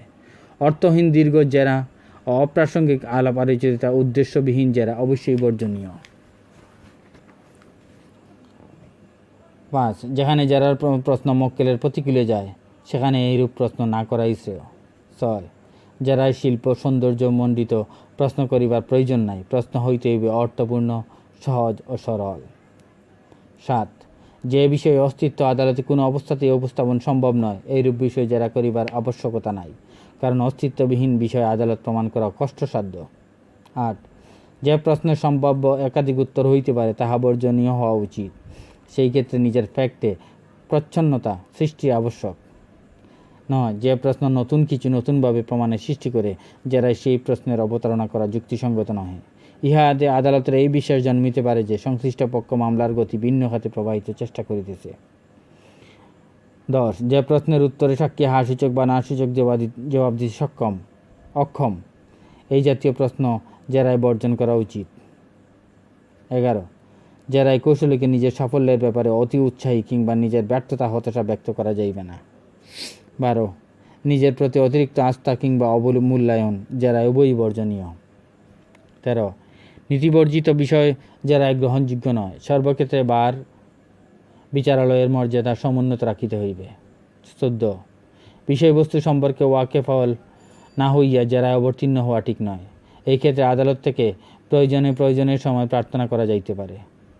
15 একবার জেরায় কোনো উত্তর নিজ অনুকূলে আসিলে দ্বিতীয়বার একই প্রশ্ন করা ঠিক নয়। 16 নিজের দুর্বলতা সর্বাবস্থায় গোপন রাখিতে হইবে, ইহা সাক্ষীর সামনে প্রকাশ করা যাইবে না। 17 প্রশ্নের যথার্থতা যাচাই না করিয়া মক্কেলের কথা মতো প্রশ্ন করা যাইবে না। 18 অপ্রয়োজনীয় বিষয় দীর্ঘ জেরা পরিত্যাজ্য। 19 কৌশলের হিসাবে জেরায় কোনো সুবিধা নেওয়া যাইবে না। 20 জেরায় কোনো বিষয়ে বিচারক স্বয়ং হস্তক্ষেপ করিলে তাহাতে বাধা দেওয়া যাইবে না। 212 জেরা করিবার নিয়মাবলী। দীর্ঘ জেরা ও অনির্দিষ্ট জেরা বিপদের কারণ হইতে পারে। 2 জুরি উত্তর আদায়ের নিমিত্তে প্রশ্ন করা থেকে বিরত থাকা উচিত। 3 সাক্ষীকে উত্তর দিবার পর্যাপ্ত সময় দিতে হইবে, তাহা হইলে সাক্ষী দ্ব্যর্থবোধক উত্তর দিতে প্রয়াস পাইবে। 4 এমন জেরা করা ঠিক হইবে না যাহাতে সাক্ষীকে পুনর্জবানবন্দি লওয়ার অবস্থা সৃষ্টি হয়। দুর্বল বিষয়ের উপর আঘাত করিয়া জেরা করা উচিত। 6 চরিত্র বিষয়ে প্রমাণবিহীন জেরা না করাই ভালো। 7 গুরুত্বপূর্ণ প্রশ্নের উত্তরে সাক্ষী যেখানে উত্তর দিতে অনিচ্ছা প্রকাশ করে সেখানে সাক্ষীর উপর চাপ প্রয়োগের আবশ্যকতা নেই। 8 যেখানে সাক্ষী কোনো প্রশ্নের উত্তর দিতে আইনত বাধ্য কিন্তু উত্তর দিতেছে না সেই বিষয়ে বিচারকের দৃষ্টি আকর্ষণ করা যাইতে পারে। 9 গুরুত্বপূর্ণ প্রশ্নের উত্তর আদায়ের ক্ষেত্রে সাক্ষীকে সাধারণ প্রশ্ন দ্বারা প্রথমে মানসিক পরিবর্তন আনা জরুরি। 10 মামলার বিষয়বস্তু যেখানে টেকনিক্যাল সেখানে বিস্তৃত জেরার আবশ্যকতা নেই। 11 শতকরা 100% সাফল্য অর্জন করিতে হইবে এই উদ্দেশ্যে জেরায় অগ্রবর্তী হওয়া ঠিক নয়। 12 আপনি শপথ নিয়ে সাক্ষ্য দিতেছেন এইরূপ কথা জেরায় সাক্ষীকে বারবার স্মরণ করাইয়া দেওয়া ঠিক নয়। 13 এমন প্রশ্ন করা ঠিক নয় যাহা আপনার বিপক্ষে যায়। 14 প্রশ্নের পুনরাবৃত্তি ঘটানো অনুচিত। 15 জেরায় সাক্ষীর নিকট থেকে কোনো উত্তরের ব্যাখ্যা চাওয়া ঠিক নয়। 16 আইন ও সাক্ষ্য বিষয়ে নিজের সর্বদা প্রস্তুত থাকিতে হইবে। 17 সর্বক্ষেত্রে তুচ্ছ বিষয় অবহেলা করা যথাযথ নয়। সাক্ষীর জবানবন্দি গ্রহণকালে দক্ষ আইনজীবী নিজ হস্তে সাক্ষীর বক্তব্য লিপিবদ্ধ করেন। এইভাবে সাক্ষীর জবানবন্দি তাহার জ্ঞানের আয়ত্তে আসে। তাহার লিখিত জবানবন্দি দেখিয়া জেরা করেন। যে সমস্ত বিষয় বা বিষয়ের অংশ প্রত্যক্ষ বা পরোক্ষভাবে তাহার বিপক্ষে গিয়াছে, সেই সমস্ত বিষয় বা বিষয়ের অংশ জেরার প্রশ্নের মাধ্যমে স্পর্শ করেন। তাহার বক্তব্যের বিরুদ্ধে কোনো বক্তব্য জবানবন্দিতে গিয়া থাকিলে তদমর্মে জেরা করা না হইলে আদালত মনে করিতে পারেন যে তিনি উক্ত বিরুদ্ধ বক্তব্য সম্পর্কে কোনো আপত্তি রাখেন না। তাই জেরাকালীন জবানবন্দির বক্তব্য ও নিজ পক্ষের উভয়ের দিকে সূক্ষ্ম নজর রাখিতে হইবে। অন্যদিকে সাক্ষ্য আইনের বিবৃত নিয়মাবলীর প্রতিও গুরুত্ব দিতে হইবে। কোন বিষয়টি কোন পক্ষের প্রমাণের দায়িত্ব তদ্বিষয়ে সাক্ষ্য আইনে কী বিধান রহিয়াছে তাহা দেখিতে হইবে। যে ব্যক্তি সাক্ষ্য হিসাবে তাহার উত্থাপিত বিষয়াবলীর ভিত্তিতে তাহার সপক্ষে আদালতের রায় দাবি করেন, তাহার উপর উক্ত বিষয়াবলীর অস্তিত্ব প্রমাণ করার দায়িত্ব বাড়ায়। তবে ইহা দুটি ক্ষেত্রে ব্যতিক্রম রয়েছে। 1. যে সমস্ত বিষয়ে বিপক্ষের ভালো জানা আছে তাহার প্রমাণ করিবার প্রয়োজন নেই। 2. যে বিষয়বস্তু সম্বন্ধে আইন অনুযায়ী অনুমান করা যায় তাহা প্রমাণ করিবার প্রয়োজন তাহার নাই। প্রমাণের দায়িত্ব মামলার শুরুতেই ওই পক্ষের উপর থাকে, কিন্তু বিচার চলাকালে বা চলাক্রমে এই পক্ষের দায়িত্ব পক্ষ হইতে ওই পক্ষের উপর স্থান পরিবর্তন করিতে পারে। ফৌজদারি মামলার ন্যায় দেওয়ানি মামলার নিয়ে ইহা নিশ্চিত নয় যে যুক্তিপূর্ণ সন্দেহ হইতে উদ্ভূত সুবিধা বিবাদীর ভাগ্য। দেওয়ানি ও ফৌজদারি উভয় ধরনের মামলায় বিষয়াবলীর অস্তিত্ব প্রমাণের দায়িত্ব যথাক্রমে বাদীর এবং ফরিয়াদীর। প্রমাণ করিবার দায়িত্ব কথাটি দুইটি ভিন্ন অর্থে ব্যবহৃত হয়, যথা কোনো দাবি প্রতিষ্ঠা করিবার দায়িত্ব এবং সাক্ষ্য উপস্থিত করিবার দায়িত্ব। মামলা বিচারের শেষ পর্যন্ত উহাকে প্রতিষ্ঠিত করিবার দায়িত্ব সর্বদা এক পক্ষের উপরে থাকে, কিন্তু সাক্ষ্য উপস্থিত করিবার দায়িত্ব প্রতিনিয়ত এক পক্ষ হইতে অন্য পক্ষের উপর স্থান পরিবর্তন করিয়া থাকে। তাই জেরাকারী অ্যাডভোকেট মক্কেলের যে বিষয়ে প্রমাণের দায়িত্ব রহিয়াছেন তন্মর্মে তিনি জেরাকালীন ইঙ্গিতবাহী প্রশ্ন করিবেন। তাহাকে এই মর্মে সতর্ক থাকিতে হইবে। জবানবন্দিকালীন যেন কোনো ইঙ্গিতবাহী প্রশ্ন দ্বারা বিপক্ষ সহজে জবানবন্দি করাইয়া না নেন। এই জন্য জবানবন্দির বক্তব্য লেখার সময় বিপক্ষের অ্যাডভোকেট কী প্রশ্ন কোন আকারে করিলেন তাহা আজ করিতে হইবে। জবানবন্দি কোনো ইঙ্গিতবাহী প্রশ্ন করলে তদমর্মে বিচারকের দৃষ্টি আকর্ষণপূর্বক আপত্তি রাখিতে হইবে। আর্জি জবাবের বাহিরে কোনো বিষয়ে জবানবন্দিতে যেন যোগ না করিতে পারেন সেই দিকেও সতর্ক দৃষ্টি রাখিতে হইবে। সাক্ষীকে জেরা করিবার সময় জেরাকারী অ্যাডভোকেট সাধারণত দুইটি প্রসঙ্গ সামনে রাখেন। প্রথমত, মামলাতে বিবাদমান পক্ষের মধ্যে যে তর্ক বা বিরোধ উঠিয়াছে সেই তর্ক বা বিরোধের বিষয়বস্তু। দ্বিতীয়ত, সাক্ষীর প্রসঙ্গে যে সমস্ত প্রশ্ন করা হয় সাক্ষী তাহার সম্মুখে উত্তর দিতে বাধ্য। উত্তর দিতে গিয়া সাক্ষী বিপদাপন্ন হইলেও তাহার নিস্তার নাই, কিন্তু দ্বিতীয় প্রসঙ্গে প্রশ্ন করিবার অধিকার অবাধ ও অবধারিত নয়। যে বিষয়ে সাক্ষ্য দেওয়া হইতেছে সেই বিষয়ে সম্পূর্ণভাবে সম্পর্কহীন এমনটি অত্যন্ত গুরুতর ও অসম্মানজনক প্রশ্ন করিলে আদালত তাহা নামঞ্জুর করিতে পারেন। জেরা যেমন বিধিসম্মত তেমনি কৌশলপূর্ণ। এইরূপ একটি গুরুত্বপূর্ণ ও ব্যাপক জটিল বিষয় কীভাবে রপ্ত ও আয়ত্ত করা যায় তাহাও সুকৌশলে ভাবিয়া দেখার বিষয়। জেরার প্রত্যেক প্রশ্নই কৌশলপূর্ণ হতে হয়। এখানে উপস্থিতভাবে সিদ্ধান্ত লইতে হয় কী আকারে কোন প্রশ্ন কখন করা হইবে। জেরার সময় অ্যাডভোকেট শুধুমাত্র তাহার সপক্ষে যুক্তির দিকে দৃষ্টি নিক্ষেপ করেন না, বরঞ্চ তাহার বিরুদ্ধে যে সকল যুক্তি ও সওয়াল আছে তাহার উহার দিকেও দৃষ্টি দিয়া থাকেন এবং প্রস্তাবমূলক বা ইঙ্গিতবাহী প্রশ্ন প্রক্ষেপ করেন। জেরাকালীন বারবার মক্কেলের সহিত পরামর্শ করিয়া লওয়া যায় না, তাহার চিন্তার সূত্র ছিন্ন হইয়া যায়। বিচারকের মনে বিরূপ প্রতিক্রিয়া দেখা দেয়। এই জন্য পূর্বেই যথাসম্ভব গুরুত্বপূর্ণ প্রশ্ন লইয়া লিখিতে হয়। ইহাতে একাগ্রচিত্তে তীক্ষ্ণ বুদ্ধি সহকারে মূল জবানবন্দির বিরুদ্ধে এবং সপক্ষের সওয়ালের প্রেক্ষাপটে জেরা করা সহজ নয়। আর্জি জবাব ও প্রদর্শনী দলিলপত্রের আলোকে জেরা করি অত্যন্ত সতর্কতার সহিত সাক্ষীর মুখ দিয়া সপক্ষের কথা বাহির করিতে হইবে। দাখিলি দলিলপত্র জবানবন্দি দ্বারা প্রমাণের প্রয়াসকে নস্যাৎ করিতে হইবে। এমনও দেখাইতে হইবে যে তাহার দলিল আদৌ প্রমাণের গ্রহণযোগ্য নয়। আদালতে প্রদর্শনী এক্সিবিট চিহ্ন দিবেন না। যেই ক্ষেত্রে মাধ্যমিক সাক্ষ্য দ্বারা প্রমাণে গণ্য করাইতে চাহেন সেই ক্ষেত্রে সাক্ষ্য আইনের বিধান মতে প্রাথমিক সাক্ষ্যের আলামত আদৌ আওতা বহির্ভূত নহে তাহাও প্রস্তাবমূলক প্রশ্ন দ্বারা সপক্ষে প্রমাণের সচেষ্ট হইতে হইবে। কোনো মামলাতেই এমন বলিয়া দেওয়া যায় না যে কোনো সাক্ষীকে কী প্রশ্ন দ্বারা জেরা করিতে হইবে এবং কোন প্রশ্নের দ্বারা সমাপ্তি টানিতে হইবে। প্রত্যেক সাক্ষীর বক্তব্য ও বৈশিষ্ট্য কম বেশি তারতম্য থাকে। বিচার্য বিষয় বা প্রাসঙ্গিক বিষয় সমর্থনমূলক সাক্ষ্য দিলেও তাহাদের জীবনযাপনের দ্বারা সামাজিক মর্যাদা পক্ষের সহিত সম্পর্ক সমান থাকে না। তাই জেরাতেও কী প্রশ্ন থাকিবে তাহা আলাদা করিয়া দেওয়া যায় না। সাক্ষীর বৈশিষ্ট্য, কর্তব্য ও সাক্ষ্যের গুরুত্বের উপর নির্ভর করিয়া কোনো কৌশলে তাহার সাক্ষ্যকে খণ্ডন করা যাইবে। সাক্ষীর বিশ্বস্ততা আঘাত করিবার জন্য প্রশ্ন করিতে হইলে তাহাকে দোষারোপ করিতে হয়। যথেষ্ট ভিত্তি না থাকিলে দোষারোপ করিয়া প্রশ্ন করা উচিত নয়। সাক্ষীর প্রতি ভদ্রচিত আচরণ ও নম্রভাবে প্রদর্শন করা বাঞ্ছনীয়। সাক্ষীর অনুভূতিকে কখনোই অবান্তর ও অশুভন প্রশ্ন দ্বারা অপমানিত করা উচিত নয়। সাক্ষীকে অযথা দাতান উচিত নয়, ইহাকে বিচারক বিব্রত করেন। সাক্ষীর মনে অ্যাডভোকেটের প্রতি ভীত শ্রদ্ধা জাগ্রত করে। সাক্ষীকে প্রশ্নমানে বিদিত হইলে সেই বানযুক্তি ও বিচারকের নিরিখে গ্রহণীয় হওয়া বাঞ্ছনীয়।